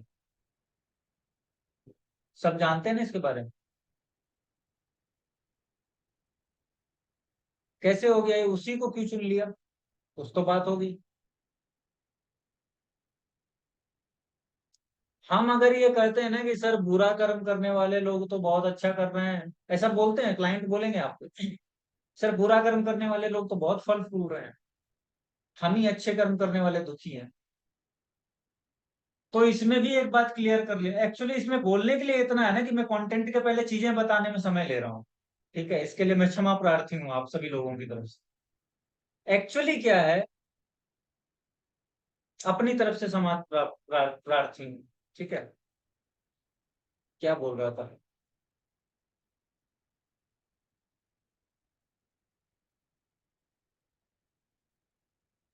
क्या थे मेरे शब्द, बिल कोई बताया? गेट्स बिल गेट्स और वो उनका एग्जांपल ले रहे थे आप। नहीं, उसके बाद कुछ और बताने वाला था। तो हाँ, किस ये में सर जो हुआ? ये बुरे लोग कर्म जो करते बोलते हैं, हैं। ये जो लोग बोलते हैं ना कि सर वो तो बहुत सुखी है, बहुत पाप करता है फिर भी सुखी है, गुंडा है फिर भी बहुत पाप। एक तो हमारा जो पैरामीटर है वो चेंज हो गया है। पैसा जिसके पास ज्यादा है, एसी घर में लगा है, गाड़ियां है ना, लोग उसकी सुनते हैं, दबाव बना के रखता है, उसको हम कहते हैं कि वो अच्छा व्यक्ति है, सुख भोग रहा है। जबकि हमारी पूरी व्यवस्था, हमारी पूरी फिलोसफी हजारों सालों से यही कहती आई कि तुम अगर कम कम संसाधन में भी संतुष्ट हो तो ही तुम सही हो, तो ही तुम सुख में हो, नहीं तो तुम दुख में हो। अगर तुम सब कम संसाधनों में भी, जमीन पर सोने पर भी सुख की नींद आती है कि एक बार नींद आई और सीधे सुबह 9 बजे या सुबह 6 बजे या 5 बजे जो भी आपकी टाइम है उसी समय उठेंगे, बीच में कभी नींद ही नहीं खुलती, तो तुम सुखी हो। अगर तुम बीमार नहीं पड़ते तो तुम सुखी हो। लेकिन आज के हमारे पैरामीटर क्या कहते हैं? बीमार पड़ जाएं लेकिन दिन भर गोली खाते रहें, लेकिन गोली का पैसा मौजूद होना चाहिए, तुम सुखी हैं। तो हमारे पैरामीटर बदल गए हैं, प्रकृति ऐसे नहीं चलती। प्रकृति कहती है कि प्राकृतिक रूप से अगर तुम नेचुरल हो पूरे, तो तुम सुखी हो। अगर तुम बंधन में हो, चाहे बीमारी के बंधन में, धर्म के बंधन में, स्थान के बंधन में, कर्म के बंधन में, कर्म के भी बंधन में, तो भी तुम दुखी हो। इसीलिए हमारे मनीषियों ने कहा कि कर्म के बंधन से मुक्त होना सबसे बड़ा सुख है। अंतिम बंधन वही है, कर्म का बंधन। और उसी में हो गया ना वासना का बंधन। हमारे तो मनुष्यों ने ये कहा कि वासना का बंधन भी छोड़ दो, वो भी दुख का कारण है। और हम ये कहते हैं कि वासना खूब करेंगे लेकिन पैसा खूब होना चाहिए।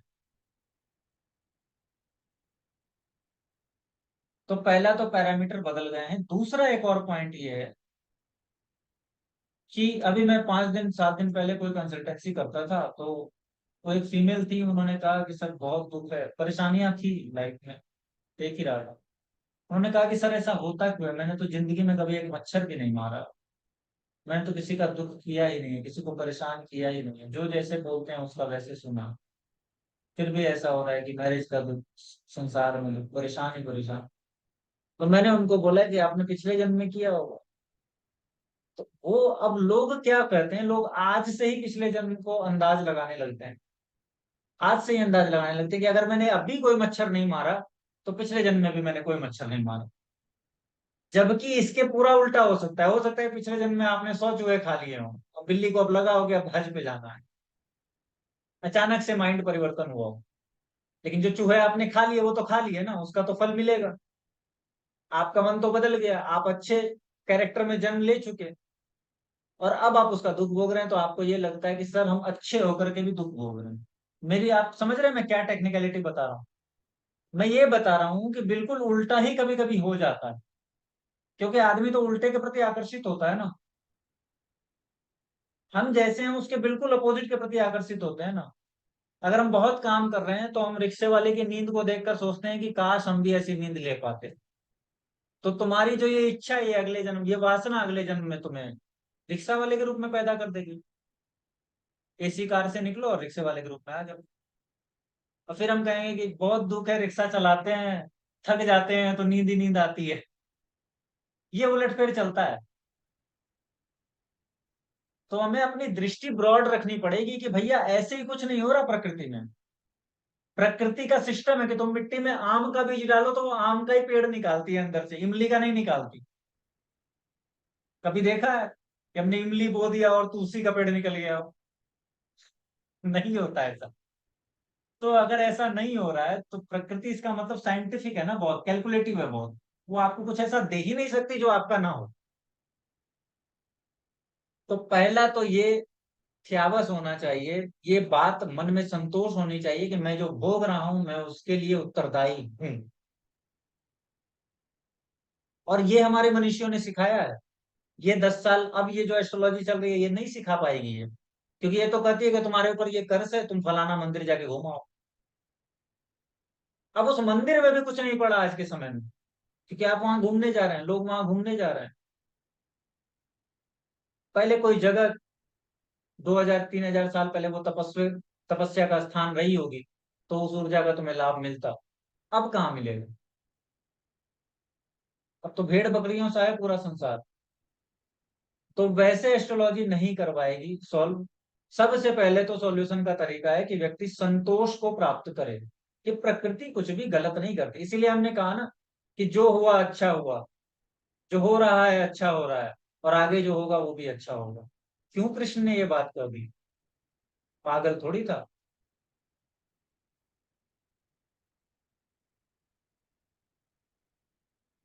अच्छा का मतलब वो अच्छा नहीं जो हम चाहते हैं, अच्छा का मतलब ये है कि यात्रा चल रही है, इसमें जो होना है हमारे साथ वो हो रहा है। और इसीलिए जानकारों ने और ज्ञानियों ने ये भी कहा कि तुम बहुत फिक्र मत करो। जिसने तुम्हें उलझाया है ना वो खुद ही तुम्हें सुलझाने की बहुत जल्दी में पड़ा है, उसको तुमसे ज्यादा जल्दी है। और तुम अगर अपने को सुलझाने की जल्दी में पड़ोगे तो तुम अपने को और उलझा लोगे। इसलिए बहुत चिंता मत करो सुलझ जाने की भी। अपनी उलझन का मजा लो। इसी मजे लेने से सुलझने का रास्ता निकल जाएगा, लेकिन हम तो अपनी सुलझन का, उलझन का मजा भी नहीं लेते।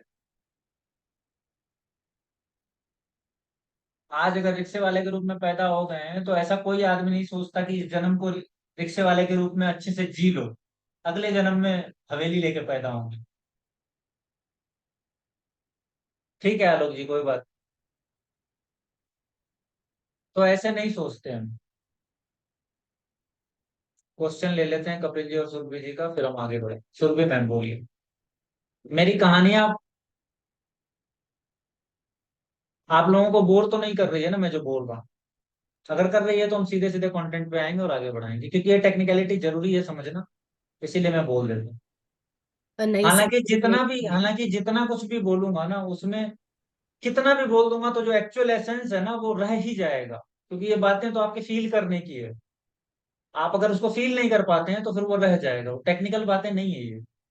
हाँ सुरभि मैम बोलिए।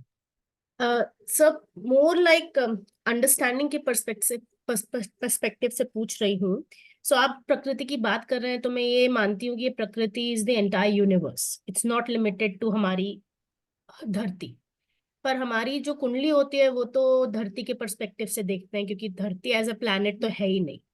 पर जब अब हम पास्ट लाइफ्स की बात करेंगे, मुझे इसका नॉलेज नहीं है तो मैं पूछ रही हूँ, पर लॉजिकली अगर सोचने की कोशिश करूँ तो फिर एनर्जी तो कहीं पे भी हो सकती है, केवल धरती नहीं होगी। पर हमारे इस रेल में जब हम इस कुंडली को देख रहे हैं, तो क्या ऐसी लाइफ्स भी होती हैं जो धरती की हिस्सा नहीं हो? कई ऐसी आत्माएं भी होंगी जो धरती में ना पैदा हुई हो।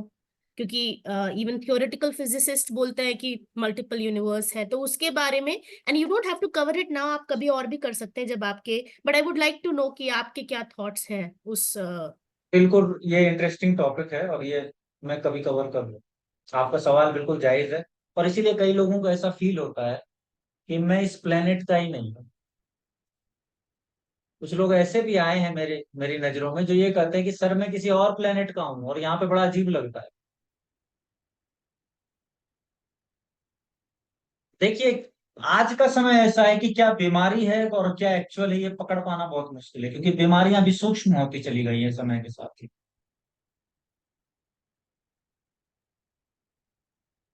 डॉक्टरों ने एक चीज बताई है, मल्टीपल पर्सनैलिटी डिसऑर्डर है।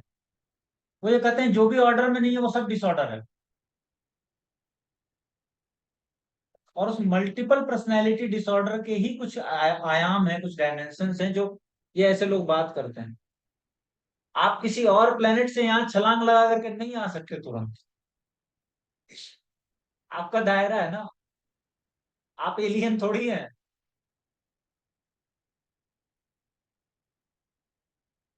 जहां से कोई मतलब नहीं है वहां आप क्यों जाएंगे?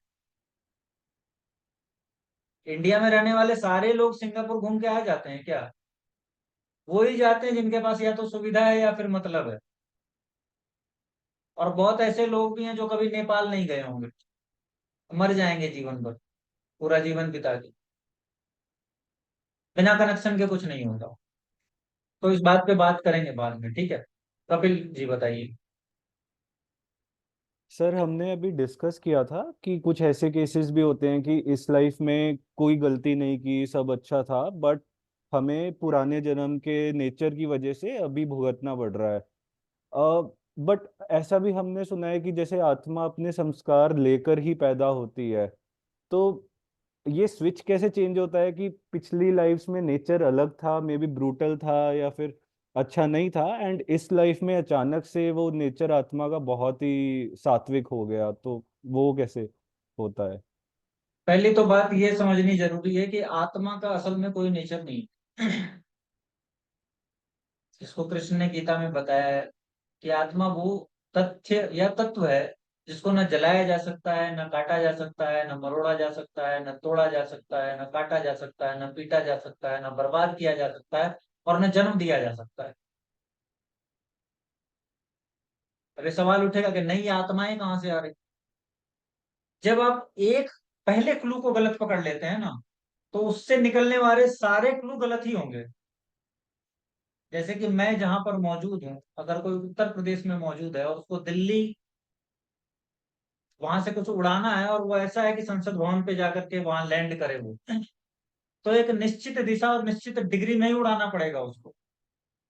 और उत्तर प्रदेश में जहां पर वो स्थान है जहां से उसको निकलना है, वहां से अगर वो थोड़ा सा भी डिग्रिकली गलत होता है, पॉइंट में भी गलत होता है, तो वहां पे संसद भवन के शायद वो बगल में जाके लैंड कर जाए। यहाँ तो बहुत थोड़ा सा अंतर किया है, लेकिन वहां बड़ा अंतर हो जाता है। बिल्कुल वैसे ही जब आप चीजों को समझते हैं और आपको ये लगता है कि हमने समझ लिया, तो उससे जो क्वेश्चन जनरेट होंगे ना वो गलत होंगे। तो आत्मा को काटा नहीं जा सकता, पीटा नहीं जा सकता, जलाया नहीं जा सकता, तो फिर क्या हो रहा है ये मामला? तो आत्मा जो जन्म लेती है ना, वो सिंबलिक है कहना। आत्मा को मतलब नहीं है कि आप क्या कर्म कर रहे हैं। इसीलिए विवेकानंद जब अमेरिका में भाषण दे रहे थे, आज से करीब 200 साल पहले, तो वो ये सारे भाषणों को, मतलब सारी बातों को, सारी वैज्ञानिक बातों को दे करके फिर वो ये कहते हैं कि बड़ा आत्मा आत्मा हम लोग करते हैं। और हम ये सब कहते हैं कि आत्मा को इन्फ्लुएंस नहीं किया जा सकता। आत्मा ना जलती है, ना कटती है, ना भिगाई जाती है, ना मरोड़ी जाती है, ना तोड़ी जाती है, न किसी का स्वरूप धारण करती है, न वो स्वरूप में है, वो निराकार है, ब्रह्म के समान है। उसके साथ कुछ किया ही नहीं जा सकता। बंधन से विमुक्त है वो, जिसको बांधा ही नहीं जा सकता। आखिर वो आत्मा इस कर्म बंधन में कैसे पड़ जाती है? सवाल उठा रहे हैं विवेकानंद, कि मैं आप विद्वानों से पूछना चाहता हूं कि जिस आत्मा को ब्रह्म के स्वरूप आप समझते हैं, जिसका कोई बंधन नहीं है, उसको ये बंधन मिला कैसे? उस विवेकानंद ने वहां उसका उत्तर नहीं दिया। और उत्तर नहीं दिया का मतलब ये नहीं है कि उसके पास उत्तर नहीं था, उसने थॉट देकर वहां छोड़ दिया। और ऐसा भी नहीं है कि भारत के मनुष्यों के पास इसका उत्तर नहीं था, इसका उत्तर है। और मैं भी आपको थॉट देकर ही छोड़ूंगा, मैं इसका उत्तर नहीं दूंगा आप, क्योंकि ये उत्तर बड़ा खतरनाक है। इसका उत्तर एक्चुअली बहुत खतरनाक है, कोलैप्स करा देगा सारी व्यवस्था को। आपके दिमाग के जितने सोचने के दायरे बने हैं ना अब तक, वो सब कोलैप्स कर जाएंगे, ये उत्तर है उसका। इसलिए वो उत्तर तो नहीं दूंगा। लेकिन हाँ, ये सवाल तो है ना। अब बात ये है कि आपके जन्म की जो साइकिल चली, आपके सवाल पे आ रहे हैं, आपके जन्म की जो साइकिल चली वो क्यों चल रही है? आप एक जन्म से दूसरे जन्म, दूसरे से तीसरे, तीसरे से चौथे क्यों ट्रेवल कर रहे हैं? मामला क्या है? मामला है हमारी डिजायर। यहाँ क्यों भेजा गया है हमें? एक्सप्लोर करने के लिए। सीधी सी बात है, यहाँ आपको कोई तीर मारने नहीं भेजा गया। वो जो लोग कहते हैं ना कि मेरा लक्ष्य क्या है मुझे बता दो। मेरे पास एक मैसेज आया कोई 3-4 महीने पहले, उसमें एक लेडी मुझसे पूछ रही थी, फीमेल। वो कहती है कि मुझे जानना है कि मेरे पति के साथ मेरा कोई पुराना पिछले जन्म का संबंध होगा कि नहीं होगा, और अगर होगा तो क्या मैं उसके उस कर्ज को इस जन्म में चुका पाऊंगी, और क्या मैं एक दिव्य संतान को जन्म दे पाऊंगी। अब वो ऐसे सवाल पूछ रहे कि उसको दिव्य संतान को जन्म देना है। वो पागल है। वो दिव्यता के सीरियल देखकर आई है और कुछ भी नहीं है।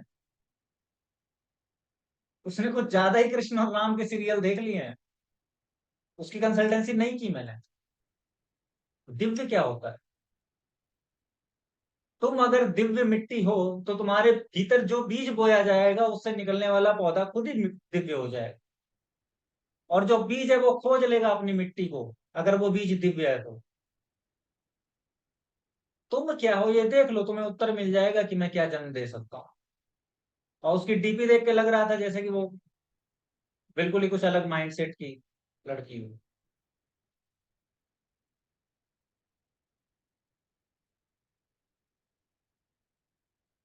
ये जो खेल है ना, जो जन्म का खेल है, ये होता है हमारी डिजायर पर केंद्रित।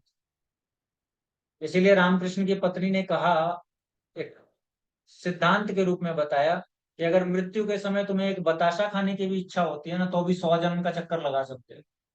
वो एक बताशा तुम्हारे लिए इतना भारी पड़ जाएगा जिसकी 4 आने की कीमत है, कि तुमको 100 जन्म घुमाएगा वो। खाने नहीं मिलेगा बताशा, क्योंकि डिजायर इतनी तगड़ी थी, इतनी इतनी स्ट्रांग डिजायर कर ली तुमने, कि प्रकृति को तुमने उलझा दिया। इसीलिए सबने, सारे मनुष्यों ने, सारे तपस्वी ने सिर्फ यही कहा कि डिजायर पर काम करो। अपनी डिजायर से मुक्त हो जाओ, तुम मुक्ति प्राप्त कर लोगे।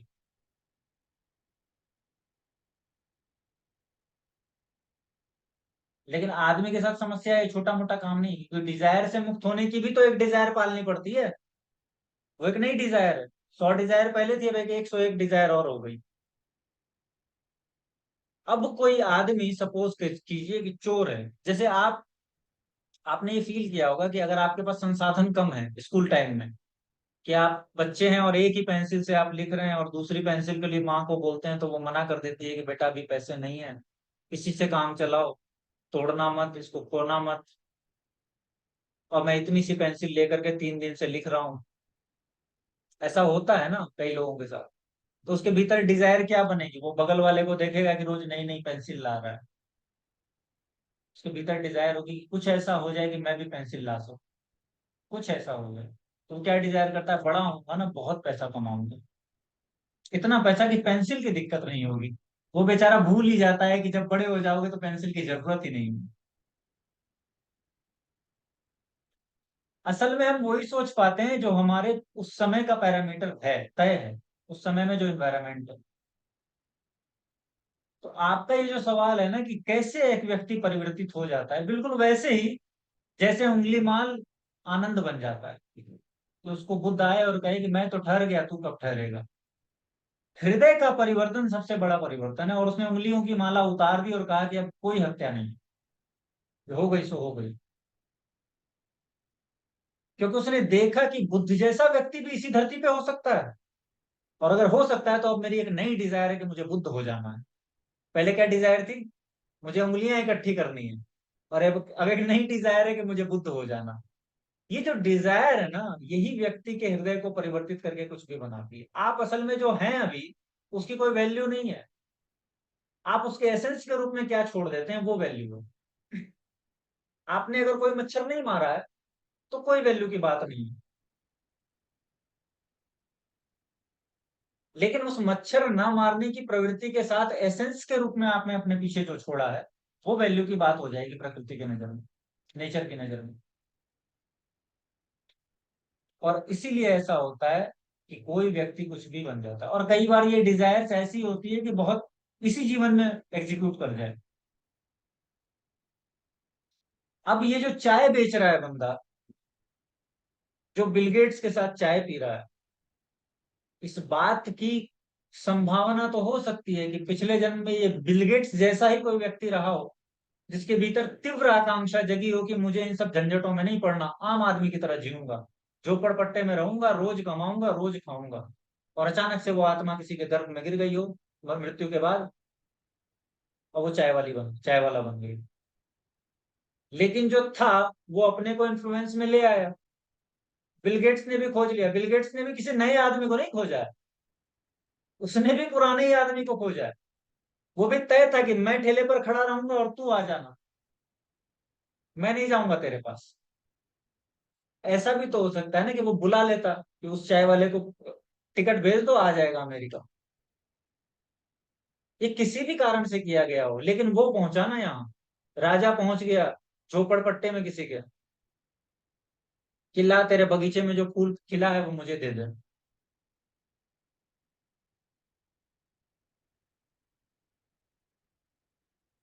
ये ऐसे नहीं हो रहा है। और ऐसे ही डिजायर के कारण व्यक्ति बदलता है।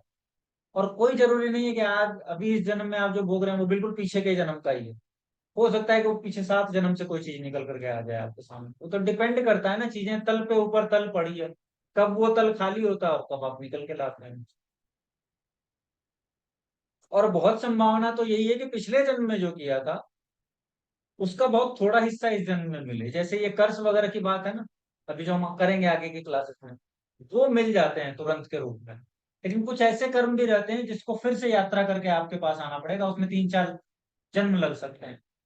प्रकृति को तो डिसाइड करना पड़ेगा ना, कि वो तो जज है ना, तो डिसाइड करना पड़ेगा कि किस उम्र में आपको 20 साल की सजा देनी है।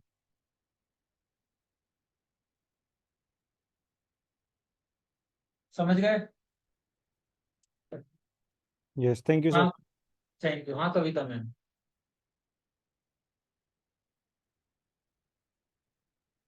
सर आजकल लोग आकाशिक रिकॉर्ड्स के बारे में भी बहुत बात करते हैं, उसका क्या है? नहीं नहीं, नाम है और कुछ भी नहीं है। अच्छा। आकाश में कोई रिकॉर्ड नहीं होता, सारे रिकॉर्ड व्यक्ति खुद लेके चल रहा है।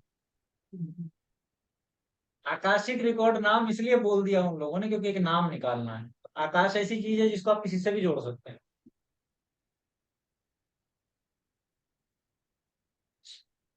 बड़ी बुद्धिमता से इन नामों को जनरेट किया जाता है बेचने के लिए। आकाशिक रिकॉर्ड में वो कर क्या रहा है? यही रिकॉर्ड बता रहा है जो मैं बता रहा हूँ आपको। ये कहेगा पिछले जन्म में आपने क्या किया था, आपकी एनर्जी ऐसी है। आकाश का मतलब वो होता है जिसमें सब कुछ मौजूद हो, उसी को तो आकाश कहते हैं ना। क्या करते हैं आकाशिक रिकॉर्ड वाले? सुना है आपने, देखा है किसी को? नहीं, पता नहीं, देखा नहीं। रेकी हीलिंग नाम सबने सुना है। हम्म। ये सब प्रोफेशनलाइज हो गया है। जबकि बहुत संभावना है कि रेकी हीलिंग, आप अगर 10 लोगों से रेकी हीलिंग लेंगे ना, तो किसी पे काम, किसी की काम करेगी, किसी की नहीं काम करेगी। कुछ कुछ आदमी भी ऐसे होते हैं जिसपे कोई हीलिंग काम नहीं करती। वैज्ञानिक बोलते हैं प्लेसिबो इफेक्ट। आधा मामला तो विज्ञान ही उजाड़ देता है हमारा। वो ये कहता है कि ये सब कुछ नहीं है, वो इतनी दूर से क्या था आपको हील करेगा, प्लेसिबो इफेक्ट है। आपको फील होने लगा कि वो वहां से हील कर रहा है, और आपकी बॉडी ने हील कर दिया, क्योंकि बॉडी में ये क्षमता है।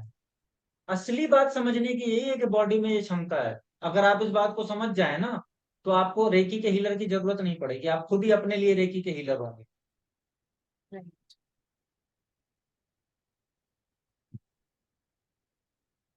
यस। ये है मामला। अब आते हैं फिर से हमारे लग्न वाली बात। तो आपको जो लग्न मिला है उसके बारे में अब बताया जाएगा कि ये लग्न का ये कर्मा है, ये लग्न का ये कर्मा है पिछले जन्म का। मैं आपको इसको थोड़ा सा और बढ़ाकर एग्जीक्यूट करके थोड़ा ब्रॉड करके बताता हूँ, मेरे टेक्निक को नोट कर लीजिएगा। आपकी कुंडली में पहला तो पॉइंट ये है कि जब भी कोई भी साइन आमने सामने का होता है तो वो एक दूसरे का पूरक होता है। पूरक को इंग्लिश में क्या कहते हैं? सर कॉम्प्लीमेंट्री बोल सकते हैं। कॉम्प्लीमेंट्री, हाँ। एक दूसरे का कॉम्प्लीमेंट्री होता है, अपोजिट नहीं होता। कहते तो अपोजिट साइन है, लेकिन वो अपोजिट नहीं होता। ठीक है। और आमने सामने का साइन कौन सा होता है? फर्स्ट और सेवंथ, पति और पत्नी। ये दोनों आजकल एक दूसरे के विरोध में खड़े हैं, लेकिन ये असल में एक दूसरे के कॉम्प्लीमेंट्री थे। पहले क्या था, ये दो लोग बोलते थे कि हमारे लिए कोई सामने लक्ष्य है और हम दोनों का लक्ष्य एक है। अब क्या है, ये दोनों बोलते हैं कि मेरा कुछ और लक्ष्य है, तुम्हारा कुछ और लक्ष्य है, और अपने अपने लक्ष्य को पूरा करते हुए हम इस परिवार को धीरे धीरे धीरे धीरे आगे बढ़ाते रहे। पहले वो क्या कहते थे कि हमारा इसी परिवार को आगे बढ़ाना लक्ष्य है, और बाकी जितनी भी चीजें हैं वो आउट, बाहर के लक्ष्य हैं, है ना। तभी परिवार के लिए कभी कोई किसी चीज को दांव पे लगा देता था, कभी कोई किसी चीज को छोड़ देता था। अब ये नहीं होता है। तो अपोजिट नहीं है, और जब ये नहीं होगा, कॉम्प्लीमेंट्री नहीं होंगे, तो अपोजिट बन जाएंगे। दूसरा एक और पॉइंट है कि आपको जिस भी हाउस में जो जो साइन मिला है, असल में वो हाउस का वो साइन उस समय यानी इस जन्म के लिए आपका चैलेंज है। इस वर्ड को नोट कर लीजिएगा, आपके लिए वो चैलेंज है कि इसको करो। होमवर्क है आपका कि इसको करो। अब वो होमवर्क क्यों मिला है? पक्की बात है ना कि पिछले जन्म का कोई मैटर है। अब कोई मैटर कहना तो मुश्किल है, मैं साफ कह देता हूं कि कोई मैटर का जैसा कुछ नहीं होता कि आपको कोई एक लाइन बताए कि ये फलना मैटर है। क्योंकि पूरी जिंदगी में करोड़ों मैटर होते हैं, और करोड़ों मैटर को 12 साइन में ही बांधना है। तो इसका आउटकम कैसे निकालेंगे कि उस हाउस का वो चैलेंज होता है जैसे, और चैलेंज होगा तो क्या बनेगा वो? पेंडिंग कर्मा। नोट कर लीजिए ब्रैकेट में, पेंडिंग कर्मा।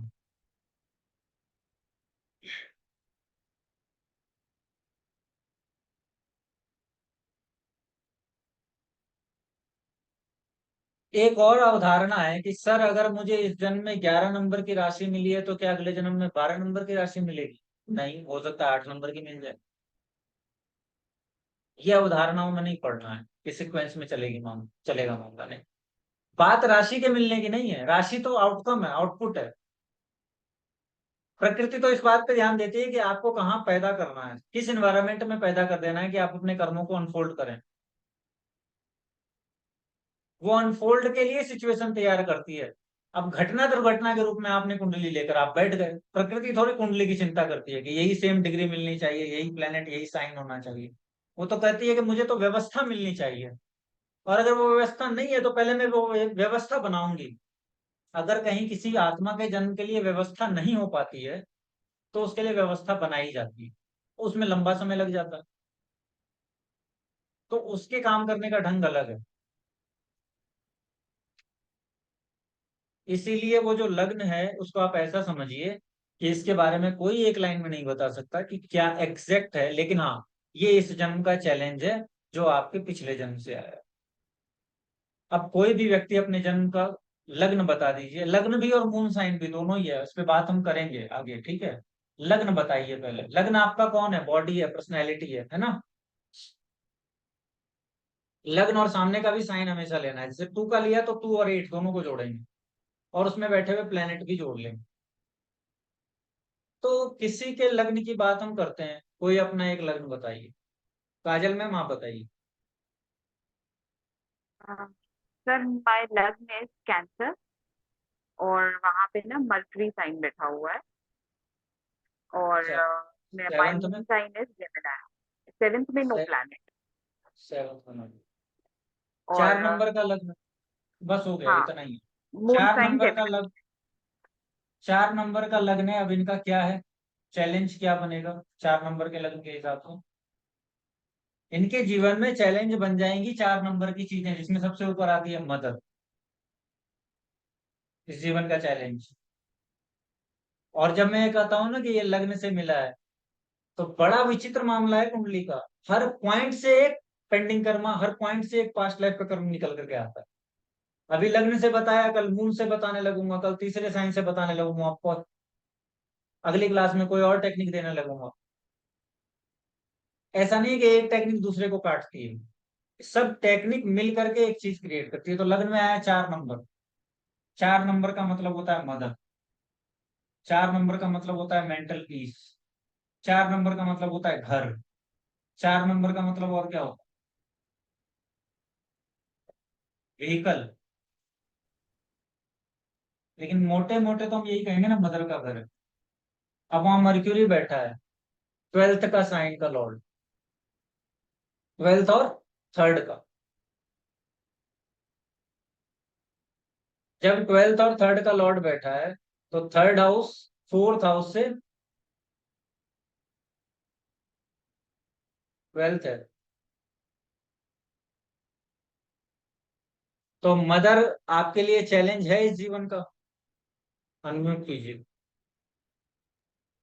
सर किस सेंस में, मतलब शी इज क्रिएटिंग चैलेंज और सिचुएशन इज क्रिएटिंग चैलेंज फिर ऑन आप इसको बिहाफ ऑफ अस? लॉजिकल, फिर आप इसको लॉजिकल ले आए। सीधी सी बात है कि आप ये ढूंढने का प्रयास कीजिए कि आपके जीवन में मदर, इसीलिए ये बेसिक नहीं आ रहा है, इसीलिए हो रहा है, बेसिक में कमजोरी है इसीलिए हो रहा है। सीधे सीधे एक लाइन में ढूंढने का प्रयास करना है कि आपके जीवन में मदर को लेकर चैलेंजेस है कि नहीं। या तो आप मदर के लिए कुछ पे कर रही हैं, या मदर से आपकी बन नहीं रही है, या मदर आपके जीवन में प्रॉब्लम क्रिएट कर रही है, या मदर आपके जीवन में कोई बंधन बनी हुई है, कुछ भी हो सकता है। Okay sir, currently I'm serving her. She does not create a problem for me. आवाज उनकी नहीं उन आ रही है फैमिली मैम। ने आपको बताया भी था, तो भी I am the own driver for her. Ma'am आपकी आवाज कट रही है। हेलो सर, अब आ रही है? चैट पर लिख दीजिए, चैट पर लिख दीजिए, आप चैट पर। सर अब आई? आवाज कट जाती है। और ओके डेमोन्स्ट्रेट करते ओके। हैं। आप चैट पे लिखिए, हम और दूसरे को डेमोन्स्ट्रेट करते हैं। दूसरा एक और पॉइंट बनता है ना, कि 4 नंबर के सामने कौन आता है, 10 नंबर। 10 नंबर क्या है, प्रोफेशन।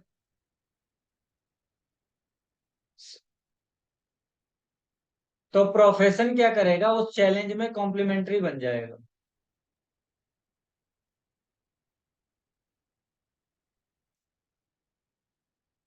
अब वो आपके और आपके स्पाउस के बीच भी हो सकता है।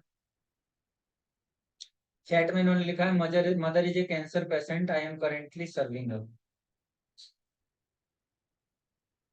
ठीक है। अब दूसरा, आई ऑलवेज डू दैट।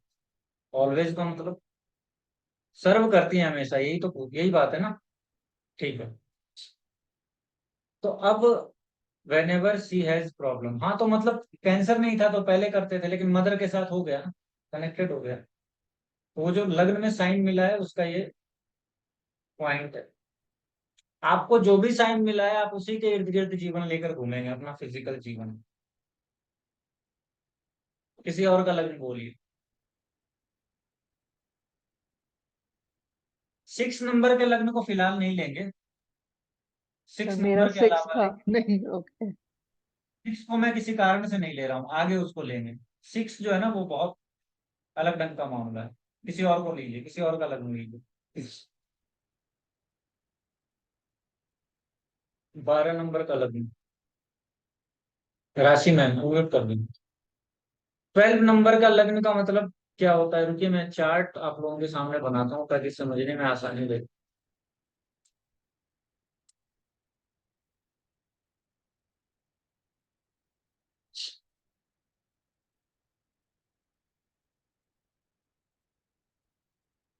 किसी को लेट तो नहीं हो रहा, कहीं जाना तो नहीं है किसी को?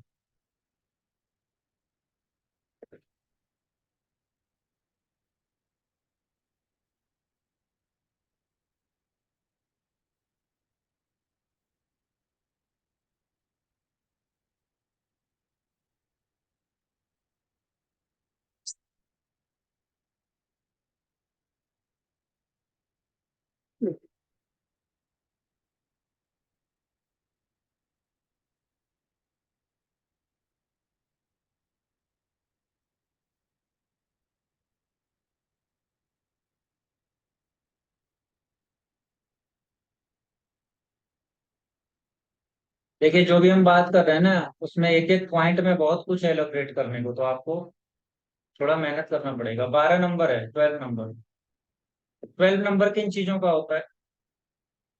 एक्सपेंस का, हॉस्पिटलाइजेशन का, स्पिरिचुअलिटी का, मुक्ति का। तो 12 नंबर लग्न वाले व्यक्ति के जीवन में मुक्ति सबसे बड़ा चैलेंज हो जाएगी। वो अपने को बंधन में फील करेगा। अब दिक्कत क्या है, मैंने मना किया कि 6 नंबर नहीं बोलिएगा, तो उनके सामने जो 12 नंबर पड़ता है वो ये बोल रही है। ठीक है, इसलिए अधूरी बात रह जाएगी यहाँ पर। लेकिन फिर भी 12 नंबर है तो कोई दिक्कत नहीं है। मुक्ति सबसे बड़ा रीजन होगा, चैलेंज हो जाएगा जीवन का। मुक्ति यानी बंधन। बंधन है तभी तो मुक्ति है ना। अब इनसे पूछेंगे कि आपके जीवन का बंधन क्या है। बहुत बुद्धिमान आदमी रहेगा तो ये कहेगा सर सबके जीवन में तो बंधन रहता है, कौन सी नई बात बोल रहे हैं। मैं अपनी बात को खुद ही काट रहा हूँ। तो मैं कहूंगा नहीं, नई बात नहीं बोल रहा, लेकिन इसके लिए जो प्रोमिनेंस जिस चीज का है वो बता रहा हूँ। 12 नंबर के लग्न वाले की। और भी किसी का 12 नंबर का लग्न है क्या यहाँ? 12 नंबर का है। सर मेरा है। आपका है। और 12 के सामने जो साइन होता है वो होता है 6 नंबर का साइन, है ना। 6 नंबर यानी सर्विंग। और किसी का है? कविता मैम आपका कौन सा साइन? सर मेरा लगन में 6 है। लगन। ठीक है। तो 12 नंबर साइन वाले के लिए मुक्ति चैलेंज बनेगा। राशि मैम बताइए, किस बात से मुक्त होना चाहती हैं?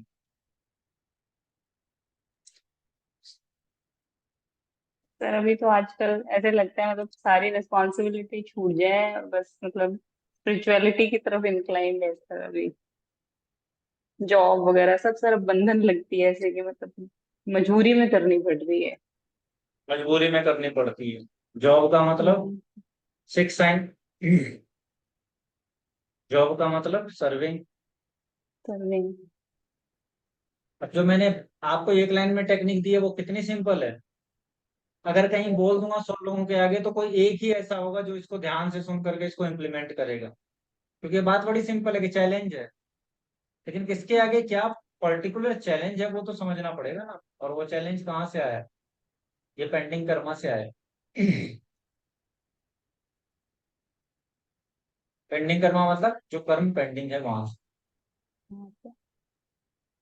सर हाँ, सर इसमें ये भी कह सकते हैं ना, इनको बंधन से मुक्ति तभी मिलेगी जब ये छठे भाव को पूर्ण करेंगे, मतलब सेवा करेंगे।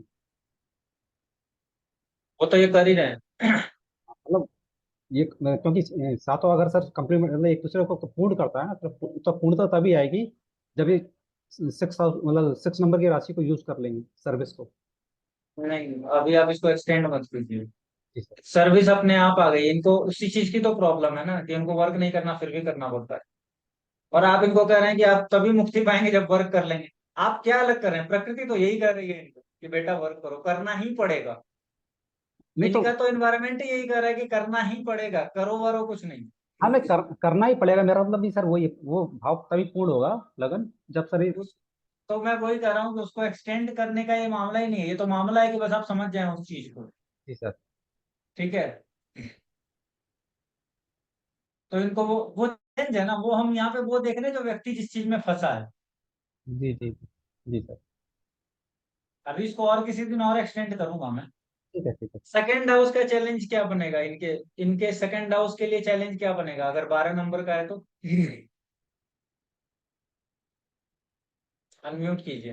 12 नंबर में 1 नंबर साइन आएगा और 8th हाउस में 7 नंबर साइन आएगा। 7 नंबर साइन आएगा। तो 1 नंबर साइन का मतलब होता है, ये देखिए बिल्कुल ब्लैंक चार्ट पे काम कर रहे हैं। आप ये समझ सकते हैं कि ब्लैंक चार्ट एस्ट्रोलॉजी का ही ये पार्ट है। तो फैमिली सेक्टर को लेकर के और इन लॉज के सेक्टर को लेकर के क्या बनेगा? चैलेंज क्या बनेगा? फैमिली में बनेगा अपनी प्रेजेंस चैलेंज। फैमिली में सर ये भी कह सकते हैं लीडिंग क्वालिटी सर, लीड करना क्या फैमिली को। करना? फैमिली को लीड करना, रिस्पॉन्सिबिलिटी लेना, 1 नंबर राशि है। अरे भैया हम प्रिडिक्शन नहीं कर रहे हैं, हम दूसरी चीज पे जा रहे हैं, आप समझिए बात। हम ये कह रहे हैं कि 12 सेकंड नंबर हाउस में अगर 1 नंबर का साइन है तो इसका मतलब उस व्यक्ति की प्रेजेंस, उस व्यक्ति का होना, उस व्यक्ति की प्रायोरिटी जो है फैमिली में चैलेंज बन जाएगी, क्योंकि फैमिली जो है वो उस व्यक्ति को प्रायोरिटी पर ले रही है। आपकी फैमिली में कितने लोग हैं राशि में? सर अब 3 लोग हैं, मतलब वैसे ब्रदर सिस्टर मम्मी पापा ऐसे, मतलब टोटल 5। टोटल 5 एक ही जगह रहते हैं? नहीं सर, अब तो अलग अलग रहते हैं, पर सर जैसे आप बता रहे हैं ना बचपन में, हाँ, मतलब मेरे को प्रायोरिटी मिली है सर फैमिली, मतलब हम तीनों भाई बहन हैं। अब वो प्रायोरिटी मिली, वो तो ठीक है, लेकिन प्रायोरिटी पे बने रहना भी एक चैलेंज है ना इनके लिए। मार्स का साइन है वो, तो जी। फैमिली में हमेशा हेल्पफुल रहना चैलेंज है इनके लिए, कि वो करना ही पड़ेगा। हम्म। तो इनकी लाइफ के बच्चे जहां पर हैं, 5 नंबर का हाउस, वहां पर क्या चैलेंज बनेगा? 4 हाँ नंबर का फोर साइन भी आएगा है। ना, हाँ 4 आ गए। क्या चैलेंज बन जाएगा? इमोशनली उनको अच्छी तरीके से पैम्पर करना चैलेंज बन जाएगा, जो ये पाइसिस वाले कर नहीं पाते बहुत बार, है ना। जी सर। तो किसी भी हाउस का चैलेंज देख सकते हैं ना मैसेज। अब आप लोग 5 स्टार्ट को करके इस टेक्निक को अप्लाई करके मुझे दे सकते हैं नेक्स्ट क्लास तक। अभी हम ज्यादा टेक्निक पर बात नहीं करेंगे। हृदय जी मैं आपको ये कहूंगा कि इस एक हफ्ते में, और कपिल जी आप भी, और थोड़ा सा एक और थी ना हमारे साथ, वो भूल गया मैं क्या नाम था उनका, काजल मैम। काजल मैम जब रिकॉर्डिंग देखेंगी तब आप लोग थोड़ा सा बेसिक्स को और स्ट्रेंथ कर लीजिएगा, ठीक है। विशुप्रिया जी आपको टेक्निक समझ में आ गई? आप बहुत देर से फोन पे बात कर रहे हैं। आ गई मैम, ठीक है। सर ये भेजना कहाँ पे है सर? admin@satavisaAstrology.com पर ये मेल मेल करना है? मेल करना है, और ऐसे नहीं करना है कि कुछ भी आपने बनाया और भेज दिया। वर्ड फाइल में चार्ट की डिटेल, टेक्निक, और टेक्निक को कैसे स्टेप वाइज आपने टेस्ट किया वो, और आउटकम क्या है, व्यक्ति में वो मैच कर रहा है कि नहीं, व्यक्ति की पर्सनैलिटी, और व्यक्ति से पूछना है कि क्या तुम्हारे जीवन का ये तुम्हारे सेंट्रल में ये चैलेंज है तुम्हारे। और अक्सर आप देखेंगे कि वो व्यक्ति वही कर रहा होता है जो उसका चैलेंज है। तो मैंने अभी थोड़ी देर कहा ना कि आपको जो करना है, एक्चुअली आपको जो अनफोल्ड करना है उसकी चिंता आपकी नहीं है, वो प्रकृति की चिंता है। और हम बेकार की चिंता में लगे हैं कि पास्ट लाइफ में कौन सी गांठें थी और इस जन्म में खोल देंगे, वो बेकार की चिंता है। प्रकृति ने आपको वही स्वभाव दे के भेजा है जो इस जन्म में आपको करना है। इसीलिए तो इंजीनियर बनने वाला कोई व्यक्ति 9 साल की 8 साल की उम्र से ही अपने खिलौने खोलने लगता है